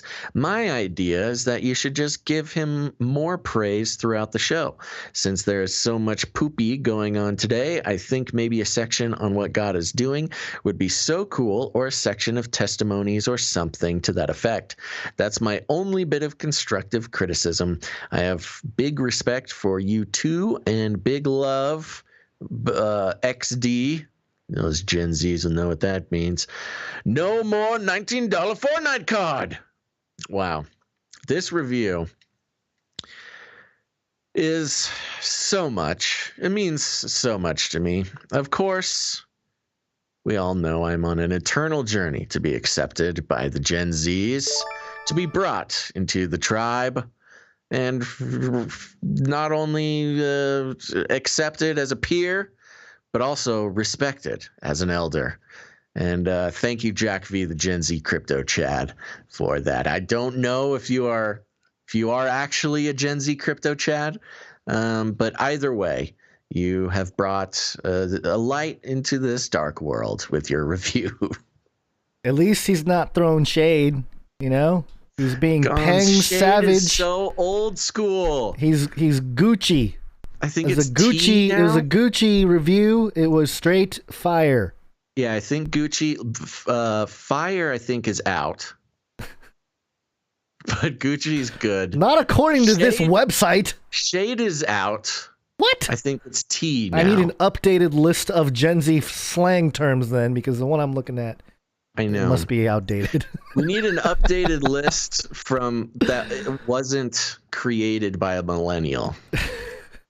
I'm telling you, man, I get it now. At this point, I'm a regular aged millennial. It's just the millennials getting older. I now understand the true disconnect between, I'm still a young guy, but I'm not a youth. And I understand those poor Gen Xers that came before us. Yeah, see, you start to understand what it was like for them when we were like, what up, yo? And they're like, what is yo? Oh, the hipster thing. Remember? So the Gen Zers, I don't even know what to call those things with the sweatpants and the bright colors and the baggy T-shirts. It's kind of a throwback to 90s grunge, actually. It's more Gen X than anything. But I cannot imagine what life would have been like for a Generation Xer looking back at hipster millennials. Like, what are these people doing? Because I sometimes feel that way. And yet I still crave their respect, which probably will never happen. Well, hopefully we can glow up the audience with our podcast. Glow up. That's good. I think that one is technically current. Yeah, definitely. I'm learning here. I'm realizing I know what some of these mean. There's some that I totally don't. It's funny. I think we're speaking as if we are expecting the understanding from older generations, but there are a lot of Gen Zers that listen to this show. Apparently, yeah. So I don't mean to alienate them by making such a big deal about it. Look, Gen Zers, we had to go through the exact same things with all of our weird hipster speak and everybody making fun of us. So you guys just keep doing your thing. We're here for you. You're all good. Slaps is a thing? Oh, Slaps is good. I've used Slaps. I have not used Slaps. Oh, yeah. I use Slaps all the time. Also, listen up, Gen Zers. I have a pair of really cool Crocs. So I know what Crocs are. I know, but Crocs are cool now. Oh, they are? Oh, yeah. Oh, yeah. Crocs slap. I don't think that was the correct way to use it. Are we done thanking all of our stands? Okay, we need to isolate that. Somebody clip Gons saying that. Yeah, maybe the producer party is not the right thing. Maybe we need to change the whole producer system to stands. Mm-hmm. Do you want to read the definition of stands? Another word for someone who's a super fan and sometimes excessively enthusiastic of a celebrity's work. The term originated from Eminem's song, Stan. Example, she's a Taylor Swift stan. Yeah, me too. Yeah. All right. Can we get out of this now? Yeah, I do. I mean, I don't think I got to finish my go ahead. Finish your thing. Yeah. Crocs, but not that it matters. Yeah, finish. I don't know. No, it doesn't matter. Crocs never used to be cool. In fact, they used to be really shunned. They were, who were the old in our day, Gons? You know who are the Croc wearers? Were the same people who end up on what is that site? The Walmart site. Where they take pictures of certain types of people in Walmart. I have no clue what you're talking about. I'm two generations removed from whatever you're discussing. Yeah. But I will say that a lot of swimmers when I was growing up were starting to wear Crocs. So I saw Crocs 2 decades ago, and in the pool world. We all saw Crocs, but they were shunned. Not really, not in the swim world, because it was the perfect thing to wear at like swim meets and stuff because you get wet. The swim world was shunned. The swim world is where we sent all of our least cool athletes. All right, okay. Okay, let's move on. We've gotten stuck. Yes, We've gotten stuck in a spiral. Yes, it's wake up time. Hey, yo, wake up. What are we talking about? Okay, what are we? Let's check in. Yes. You need to check in with Bill Gates. Epstein didn't kill himself. Super painful. Okay, coming from the sun.co.uk. That's right. Step up, Bill. Bill Gates urged to give evidence to Ghislaine Maxwell investigators about ties to Jeffrey Epstein by victims' lawyer. I tried to tell you. How the plot thickens, Gons. Mm-hmm. Yeah, just for those who may have missed last show, we postulated about Bill Gates's involvement. Oh, this wasn't even last show. This was a few shows ago. Involvement with Jeffrey Epstein. Perhaps that had something to do with the divorce. Melinda Gates came out and said infamously that she disapproved of Bill Gates hanging out with Epstein. Let's hear the update. Bill Gates has been urged to come forward and give evidence about his ties to Jeffrey Epstein, as it's revealed he bought homes near disgraced financier and one of his billionaire pals. Lawyer Spencer Couvin, who represents 9 Epstein victims, told The Sun that Gates should volunteer any information about the perv or his pals that could help in the Ghislaine Maxwell investigation. Good job, son. Yeah. Good old son. Just is that the British? The perv and his pals. Perv or his pals. Yeah, go ahead. Gates and the billionaire pedophile first met each other in 2011, 3 years after Epstein pleaded guilty to soliciting an underage girl in Florida, and met on numerous occasions. Quote, "The issue I have is similar is a similar issue as with Prince Andrew, Kuvin told The Sun. Quote, "Why are you taking business meetings with a person like that? I question anyone's moral character who chooses to take business meetings with someone who's exhibited that kind of behavior and admitted to that type of behavior." Quote, "With Bill Gates, his wealth and investigatory powers, I find it incredibly hard to believe that he would not have known the full extent of the allegations that have been brought against Epstein here for that. And yet he continued to take meetings with him. It just shows poor judgment." Gates has always denied witnessing any wrongdoing during any of his meetings with Epstein. Prince Andrew has also denied any wrongdoing. While records show Gates flew on Epstein's notorious Lolita Express in 2013, Gates claims he didn't know who the jet belonged to. You know, what a life Bill Gates must have, where he can just wander onto a tarmac and just board any old private jet he sees laying around. Doesn't even need to know who it belongs to. He's just like, he's allowed on any old private jet. He's trying to finesse. Go on. We're not buying it, Gates. Melinda Gates was reportedly disturbed by her then-husband's relationship with the wealthy Epstein way back in 2013, telling friends how uncomfortable she was in his company and that she wanted nothing to do with him, the Daily Beast reported. The business magnate announced last week he and Melinda would be parting ways after 27 years of marriage. Interesting how they refer to him as business magnate and not philanthropist. Mm-hmm. They're dropping the philanthropist title because, philanthropists don't hang out with pervs and pals. It's the business magnates that hang out with the pervs. Well, plus, wasn't there some reporting that came out that said like only 5% of the entire Bill and Melinda Gates Foundation actually went towards real philanthropic things, and the rest of it was being like, yeah, it's an investment. It's an investment firm type of thing. Yeah. Yeah, but we've known that. The whole philanthropic thing is a ruse. Kuvin added that the timing of the divorce, the process of which is believed to have started in 2019, which is a new detail, by Melinda around the time of Epstein's arrest on sex trafficking charges, does seem suspect. Yes, it does. But, no, the 2019 thing was mentioned in the last time we had mentioned. I know, but it was not mentioned when the divorce was first announced. When it was first announced, they were reporting it as they had been working on it for a couple of weeks. It was only in the last couple of days they came out. You know, this mysterious person familiar with the matter has been coming out with all these extra bonuses, like she started the divorce in 2019 when Epstein, et cetera, et cetera.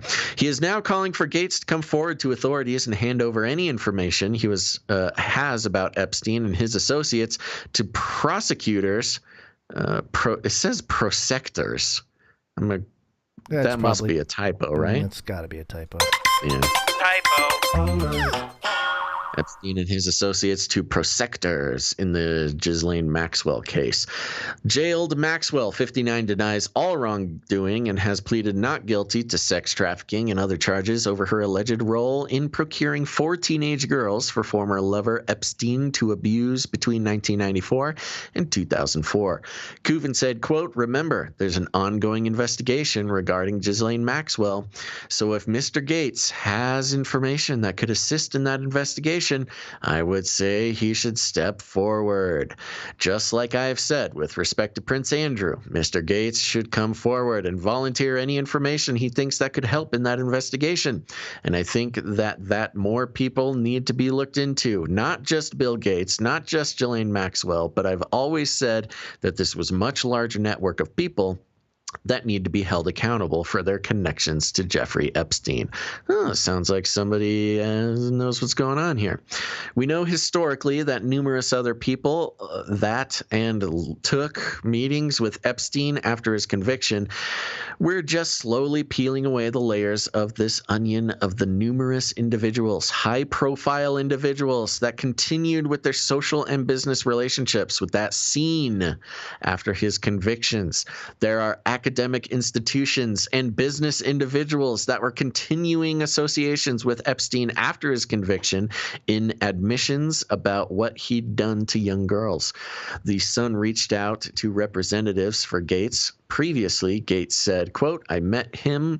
I didn't have any business relationship or friendship with him. I didn't go to New Mexico or Florida or Palm Beach or any of that. There were people around him who were saying, hey, if you want to raise money for global health and get more philanthropy, he knows a lot of rich people."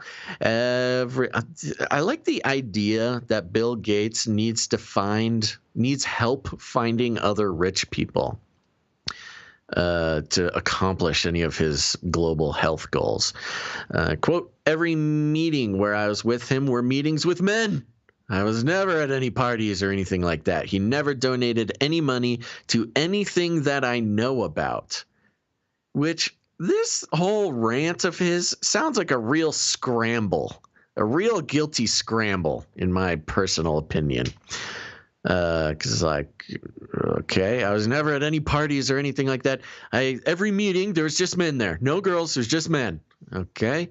He never donated any money to anything that I know about. He never donated to anything that you even know about. Are you there? Yeah. Thou dost protest too much, Bill Gates. Yeah. I don't know. I think there's. Do you think? Are you looking at TikTok again? No, I'm not looking at TikTok. Okay. I did get lost in a more Gen Z phrases. No, get out of there, man. Pull back. But it's meant to hypnotize you. It totally has. I'm dead. So anyways, to wrap this up, first of all, Kuvin basically coming out and saying, we're unpeeling the onion of this. There's layers and layers of academic institutions. He says specifically business individuals, which of course, I mean, that's a given, but academic institutions, which is pretty specific. It's like trying to sound general while actually being incredibly specific. Something that I hadn't considered before is we had 4 years of Trump and QAnon and take down the pedo ring and all this. What if there's actually a takedown, throwing under the bus of part of the network here, and part of the Great Reset is this throwing, basically throwing under the bus some of these elite and a changing of the guard when it comes to the elite. And it happens under the watch of Biden, and Biden gets all kinds of credit for taking down the pedo ring. I mean, that would be the setup of setups in terms of like taking credit for something that he probably has nothing to do with. I hadn't thought of it before, but or who knows? Maybe the conspiracy is so deep that Biden is actually the good guy, and we are being manipulated. Oh, it's turtles all the way down, man. Yeah. Well, if that was the case, then he needs to do better. Or, I mean, it's probably more likely that, him being as clueless as he is serves a purpose just as good as if he actually knew what he was doing, or better, rather. But anywho, the target being put on Gates to share information, it's a little bit of a catch-22, because if he does share information, that's an admission of knowing things that he should have reported, or knowing things, knowing things that he claimed to have not known about. But if he doesn't share information, now he's protecting a pedophile, because we know that he hung out with them. Right. This is a really sticky wicket for Bill Gates. Bill Gates is 65 years old. And cool. No, I'm just thinking about. I'm thinking about, in terms of age, because we hadn't considered like what's going to happen to Bill Gates if he'll disappear, pass away, or something like that. But he seems like the type that would be interested in some kind of life extension technologies, and give me a jab with bio whatever and keep me alive. If anybody would do it, it would seem like Bill Gates would be into that kind of thing. But well, especially if he was buddies with Epstein. That's what I'm saying. Is that weird, Epstein's pervy, transhuman and things. because the transhuman side of the conversation isn't always upfront with the whole Epstein deal, Bill Gates' dealing with Epstein may have been very much along those lines, because in the context of the lawyer saying like, "Hey, what do you know? You should come forward."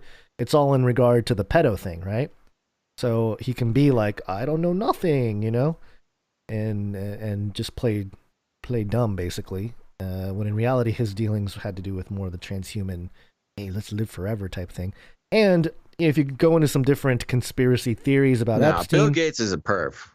Oh, we know this, but allegedly, we I wouldn't be surprised. But beside the point, there is that if you go into some different rabbit trails of conspiracy theory, then Epstein's not dead. He's sucking on Mai Tais somewhere in Israel or something. But maybe he got out of Israel now because it's getting pretty heated down there. Okay. But I'm having trouble following this map that you're laying out. Well, here, just put a tack here, get a red string, put a tack there, and the whole point being that there might be a takedown in progress that will affirm what Q people have been suggesting, but the credit will go to not anybody associated with Trump. And not only that, but it will also create a vacuum of elite, which can be ushered in by a new class of technocrats, which is something I think we should pay attention to and keep our eyes out on. I think Elon's part of the grooming process of that. Elon Musk, that is. And grooming process of what? Creating a new class of techno elites, public techno elites. That's why I was looking at Bill Gates' age, because clearly they rolled out Bill Gates, and clearly he's not resonating with a lot of folks. Definitely not. Like his campaign, if you're some elite leader guy and you roll out Bill Gates as a piece you might have on the worn out his chessboard, usefulness. right? You see how he does. You put him on TV shows and whatever, and you see the response, and it's just 90% like, get out of here, you know? No, you make a good point, and I'll follow you there, because what does Bill Gates have? What is the one thing that actually gives him any of his value or power is his money. Now, when you think of the broader scope of the technocratic, coming overlords, Bill Gates' money is nice, but it's not necessarily required. What would be required is some sort of control mechanism that Bill Gates could hold, whether that's his personality, his media sort of empire, the facade, the glamour cast upon him. Yeah. That up until recently, it was really just the crazy people who didn't like him. But now with all this stuff coming out, mainstream is turning its back on him. He's no longer as useful to that movement as he was before. And the money, there's money everywhere. They don't need his money. But that was kind of the last thing protecting him. And what we're finding out, and I think what the elites are finding out more and more in the past 5 years, is that simply having the money doesn't protect you. If anymore, the money used to protect you. The money protected Epstein. The money has protected a lot of the guys that have had their crushing fall from grace over the past 5 years. But it seems like the money is not the thing that's going to keep people out of trouble. And if you're not able to, woo the public and actually change perception, because perception actually matters now. With the internet and the instant exchange of information, it used to be there's sort of this old paradigm of the elite, which is, there might be a couple of crazy conspiracy theorists out there who are caught on to us, but, we've done a good job of stigmatizing them, and nobody's listening to them, and we have all the money and the power, and that's great. But we're moving into the sort of a second, it's almost like you think about the Industrial Revolution, the second Industrial Revolution, the third. We're kind of moving from whatever version of the elite power structure into just another structure of it, like you're saying. And no longer does the money keep you in power. It certainly helps and is a big part of it, but you must be able to harness the magical spell social of clout. Yeah, it's like public opinion. Yeah. Yeah, and that's always been part of, because we were hearing things back in 2010, 2011, 2012, that, hey, a lot of like New Agers were coming out and saying like, oh, they're going to take down the bankers and it's going to be kind of like what the Great Reset is. And they've been talking about it for a long time, and it's going to be great. The old system's going to tear down and we're going to have this utopia or whatever. Zootopia. Yeah, Zootopia. But it's, I feel like it's we're in the third inning or something of this great transition into this new technocratic overlord situation. Yeah. And the technology has to be there. It's not fully rolled out. It's coming quickly though. And some of these older guys, these older generational elite class of tech world people, like you said, not really useful as much anymore, especially if you don't have the social clout to influence. And I would say the same rules are being applied to celebrity as well. Oh, 100%. You know, with the destruction of the sort of ubiquity of Hollywood. Yeah. A lot of those celebrities are sort of losing their usefulness. And I would like to take a moment to mention, I mentioned, I don't know, maybe last month about Russell Brand and his whole thing going on. Mm-hmm. And I've continued to keep an eye on what he's putting out. He does a lot of long form social media stuff. Now, let me start with saying, yes, Russell Brand, notorious New Ager, has 33 tattooed on his wrist. You know, there's a lot of layers to this, and I am aware. I'm not praising him as some sort of new icon we need to look at. But if you look at the work he's putting out, it is pretty interesting. I don't think he's part of the structure anymore. Well, definitely the old structure. Yeah, right. Because he is doing full-on breakdowns of the Great Reset, breakdowns that I think we would almost entirely agree with. He's doing full-on breakdowns of Bill Gates, full-on breakdowns of the vaccine I'd say definitely in a vaccine hesitant way. He's doing breakdowns of the medical tyranny. He's doing breakdowns of all this stuff. Now, there's a couple of possibilities. He's still in the cool kid club and is some controlled opposition. However, there's not a whole lot of twists and turns in there that we wouldn't agree with outside of his spiritual proclivities, the obvious New Age disagreement that we would have. But he's going hard in the paint. Yeah, and I've noticed that's very similar to what the QAnon phenomenon created, which was this New Age group that latched onto what a lot of exposers of the New World Order had been doing, especially in a lot of believers that have come before us to do so over the decades, really.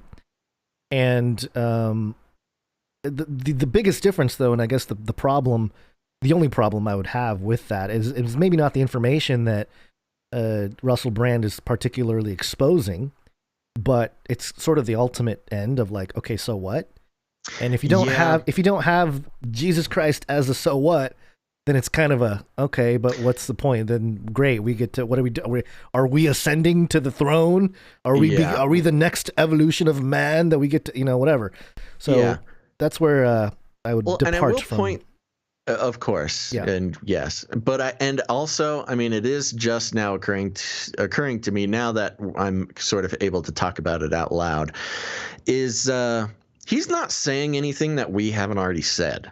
Right. He's giving no new information. Yeah. He is simply regurgitating what we've been and people like us have been talking about for years. I mean, a decade, just about for us. Well, that's the thing. There's enough info out there now that he can become a what's the word I'm looking for? A facilitator or just sort of aggregator. Aggregator. That's the word I'm looking for. Of the information that's out there. Aggregating and boosting a signal that's already out there. Yeah, you literally, and it did make me skeptical, by the way. I just want to be clear. I'm watching his stuff skeptically because it literally is word for word agreeable. Mm-hmm. It's, when he touches any of these topics, he might as well just be watching our show and then saying it all in a British accent. Right.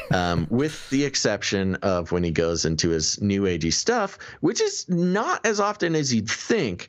But yeah, the fact that he is not bringing any new information to the table and simply regurgitating the stuff that, you know, people have been talking about for decades, does make me think controlled opposition. Maybe without even knowing it. He may not even realize it. You know, a lot of times some of these people.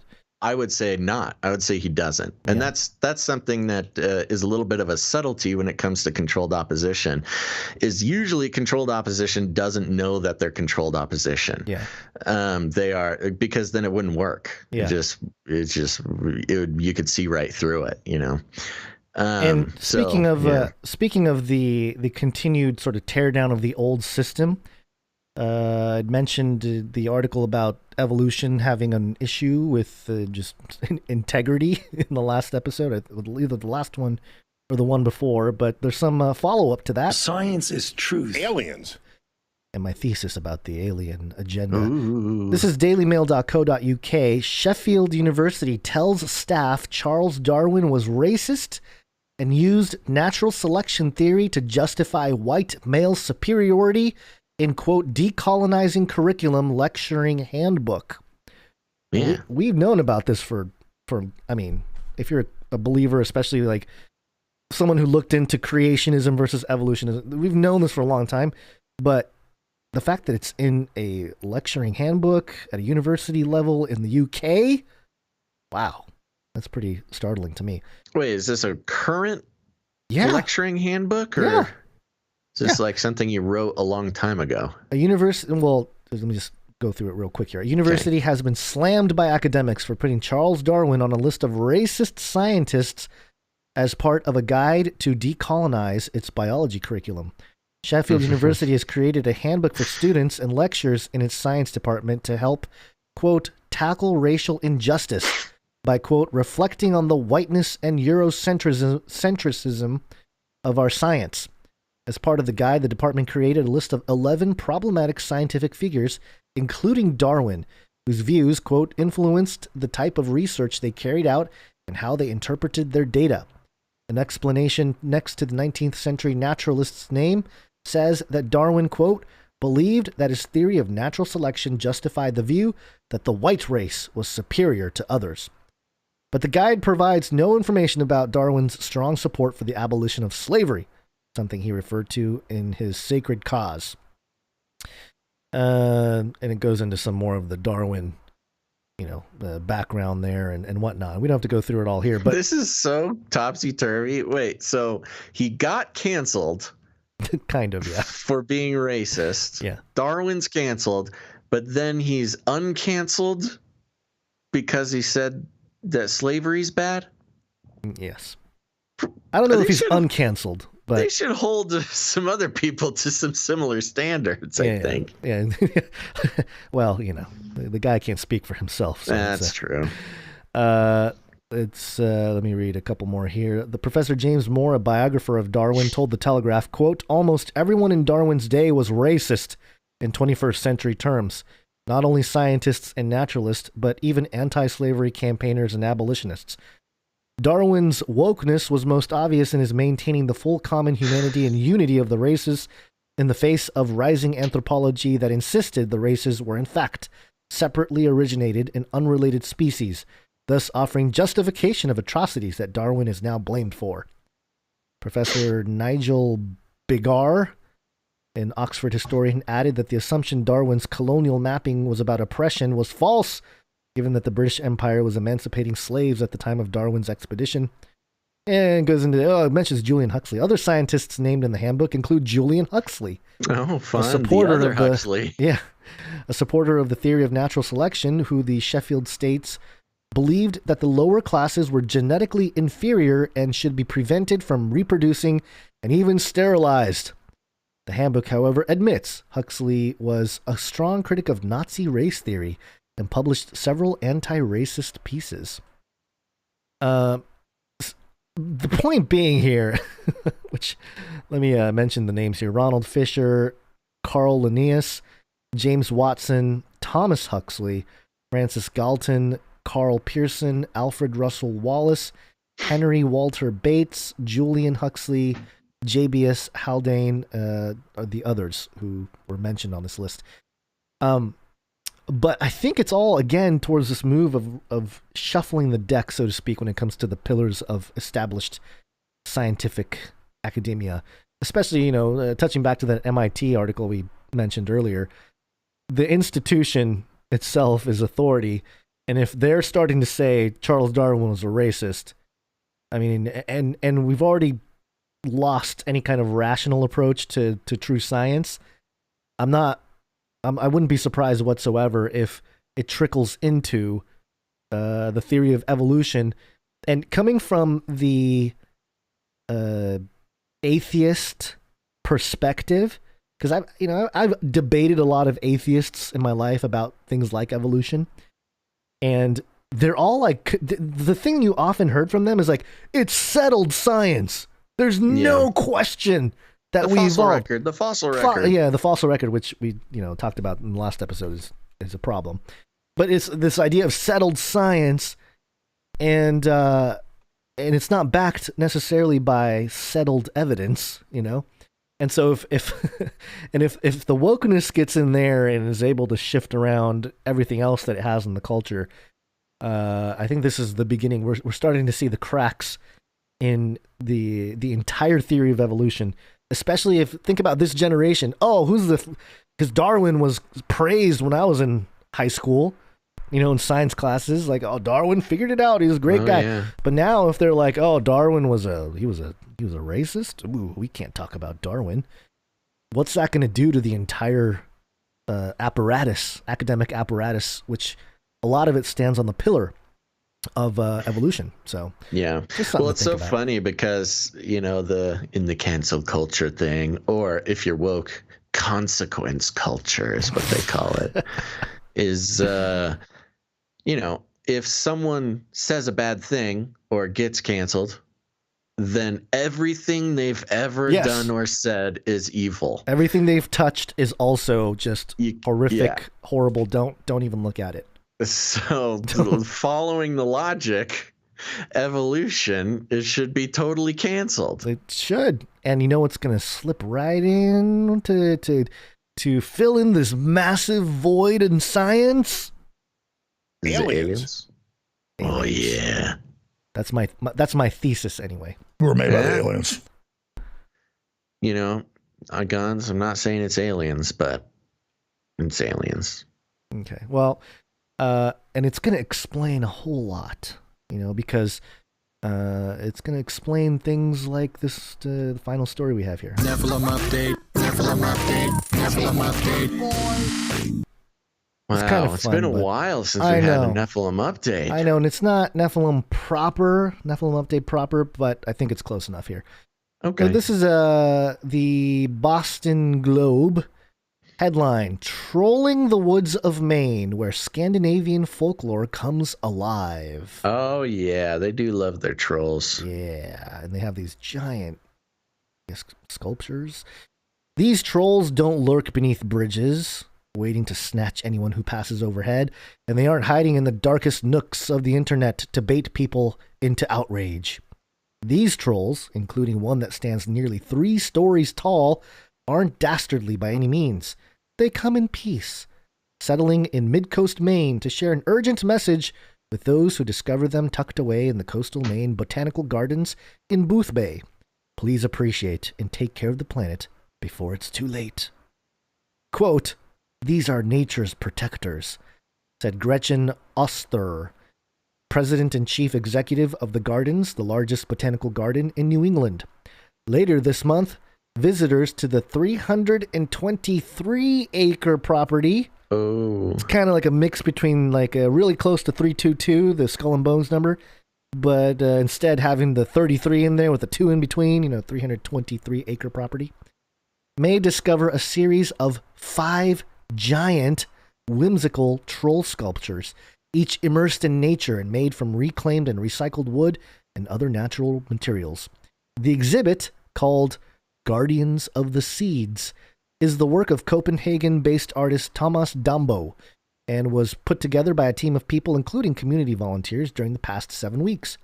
The imaginative artwork leans on old Scandinavian folklore and fairy tales to transport visitors to a magical world while conveying the importance of forest preservation, conservation, and our responsibility to the environment around us. And you can see some photos here of these trolls. They're very intricate pieces here. Yeah. Quote, "I really want to stir 2 things," Oster said. "That people have a wonderful, connected, restorative experience and that they are inspired to take care of their planet. Their planet. And become stewards of the woods." The United States Dambo trolls have drawn crowds in Illinois, Florida, and Kentucky with much fanfare, but the arrival of the mythical creatures to the woods of Maine marks the first for New England. They listed the names here. And quote, "We love the story of the trolls and Thomas's focus on the trolls being about biodiversity and taking care of the planet and the forests," she says. "It perfectly aligns." Biodiversity. Yeah, it perfectly Gotta get that troll genes into the gene pool. "It perfectly aligns with our mission, which is about connecting people with plants and nature." What do you mean connecting? Like genetically connecting them? Neuralink. Each troll has its own Danish name. Roskva, Berk, Gro, Lilja, Soren. It represents a different part of a tree. The tallest of the group is about 28 feet high. Quote, "Some of these sculptures are the size of a house or a garage," Dambo said. "So it's a lot of wood." In this time of really expensive wood. Yeah. He said he built the faces and feet in his workshop, aka Troll Factory, in Denmark before they were transported to Maine. And it goes on here and it talks about the different trolls, and they're pretty remarkable pieces here. And it talks about the some of the fairy tales. But the thing that's really interesting about this, and the reason why I decided to go with this as a Nephilim update, is because you go into the etymology of the word troll. There are some places that connect troll to demon. Troll, noun 1, supernatural being in Scandinavian mythology and folklore, 1610s, with an isolated use in the mid-14th century.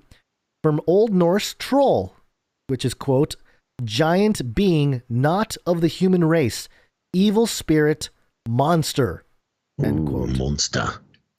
Some speculate that it originally meant creature that walks clumsily and derives from Proto-Germanic truslan, from truslanan, but it seems to have been a general supernatural word, such as Swedish trolla, to charm, bewitch, Old Norse trolldomr, which means witchcraft. Originally conceived as a race of malevolent giants, they have suffered the same fate as the Celtic Danin, and by 19th century were regarded by peasants in Denmark and Sweden as dwarfs and imps supposed to live in caves or under the ground. Oh, they got little. Yeah, I thought that was really interesting that these trolls were originally these giants. Yeah. And then through just mythology or transformation of mythology, they became little tiny creatures in the forest. I wonder if that's because they just saw less of them or something, but that's the origin of the troll.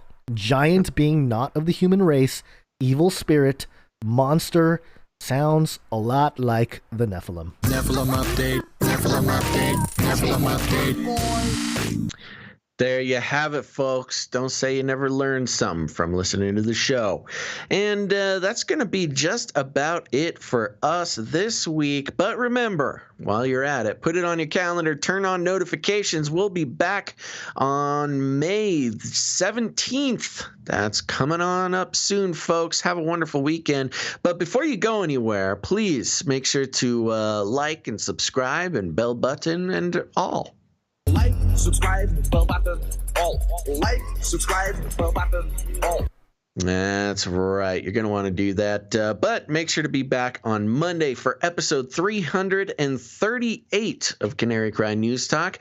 And remember, we'll need some producers for that episode. But I want to take a second and thank all of the producers for episode 337. That is producers Marcy T, Mary H, Autumn W, and Jeremy, as well as Perla D. And thank you to everyone who went on over to canarycryradio.com/support, including our executive producer, Allison G, of this episode, producer Kara, producer Scott, Lewis, Derek, Anonymous, Sir Casey, the Shield Knight, James H, the Plastic Cracker, Tristan H, as well as our snail mail producers Lisa and Alexa. And of course, thanks to all of our time stampers, jingle makers, and artists. We couldn't do the show without y'all. It just feels so good to have so many people involved in the creation of the show. It just warms our hearts. So if you want to get involved, just think about it. Consider how long you've been listening to the show. How many episodes? What does it mean? What does the show mean to you? Do you learn anything? Are you entertained for 10 hours a week?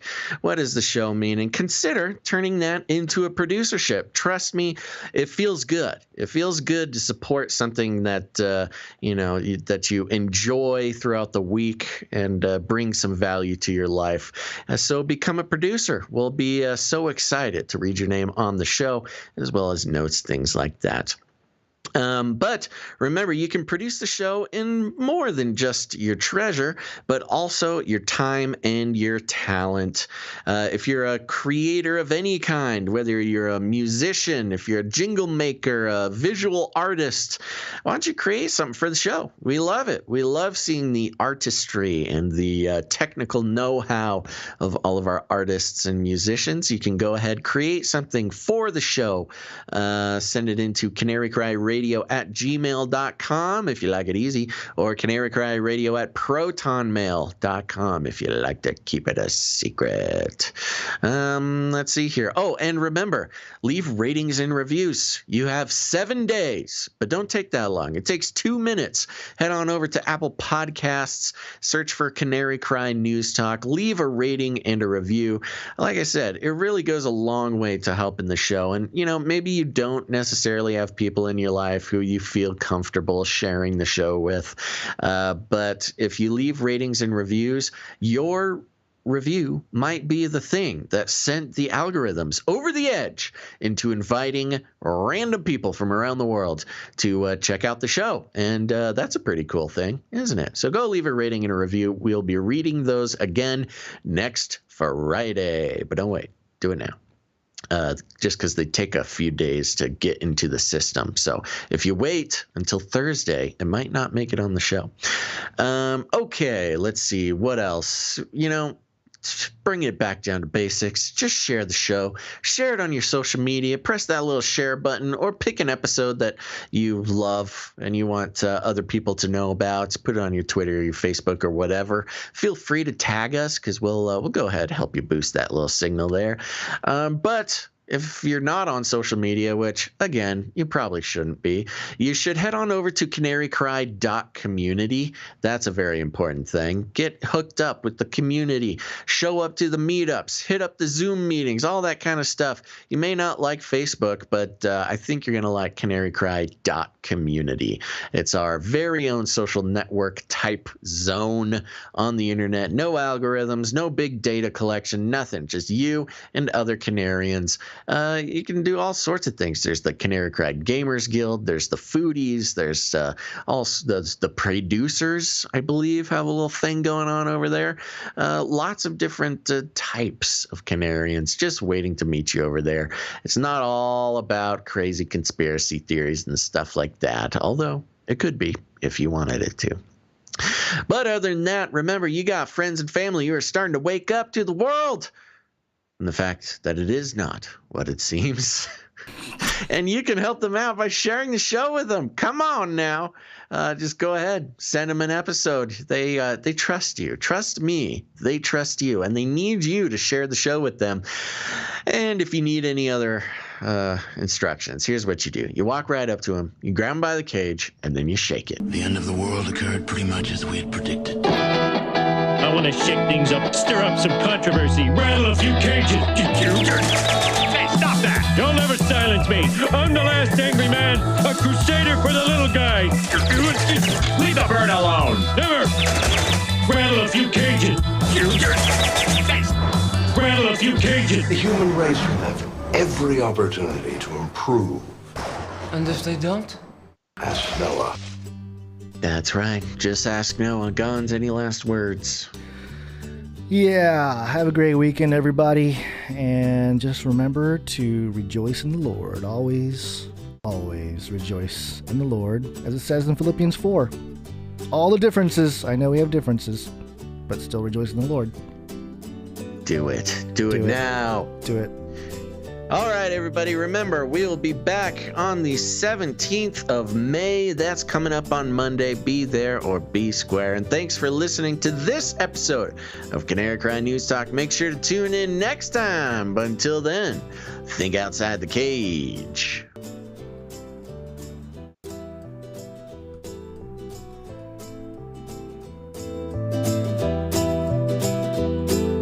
I'm getting a very good feeling about vaccination right this moment.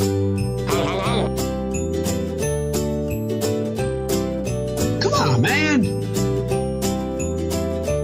Are you going to believe what you see or what I tell you? Aliens. Aliens. Keep yapping, man. Aborted feces. I know how to change the way the public thinks of me. Step 1, amass a vast media empire.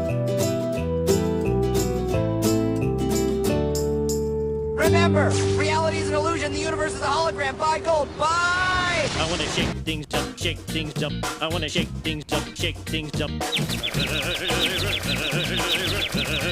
Leave the bird alone. I want to stir up some controversy. Everybody loves waffles. I want to rattle a few cages. I want to rattle a few cages. I'm the last angry man. You'll never silence me. I'm the last angry man. I get I'm the last angry man. You'll never silence me. I'm the last angry man. A crusader for the little guy. Little guy. Little guy. Well, we'll see about that. Whatever, Illuminati.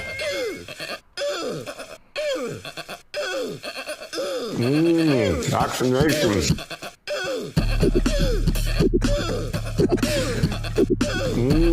Vaccinations. Vaccinations.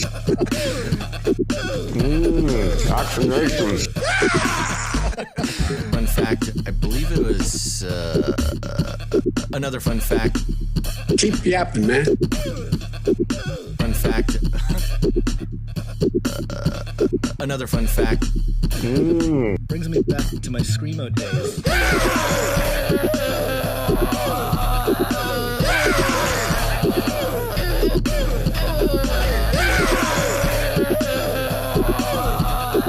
Never do it, Slim Jim.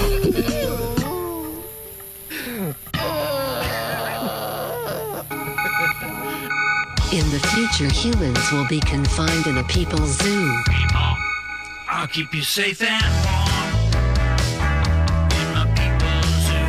Are you even woke? I'll keep you safe and warm now in my people's zoo.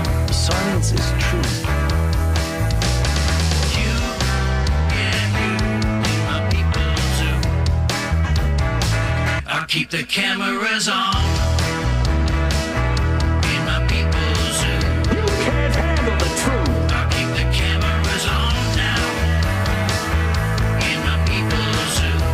By the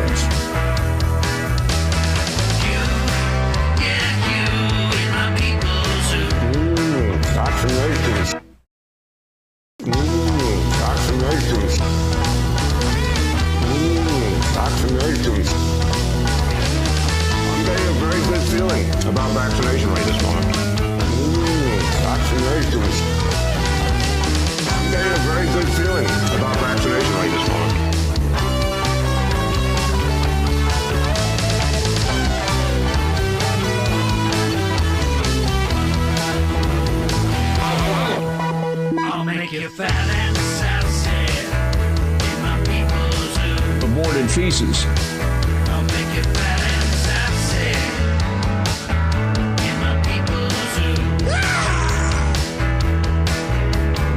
You, yeah, you, yeah, you, in my people's zoo. I'll keep you warm and safe in my people's zoo. Do not come back, you Nazi psychopaths.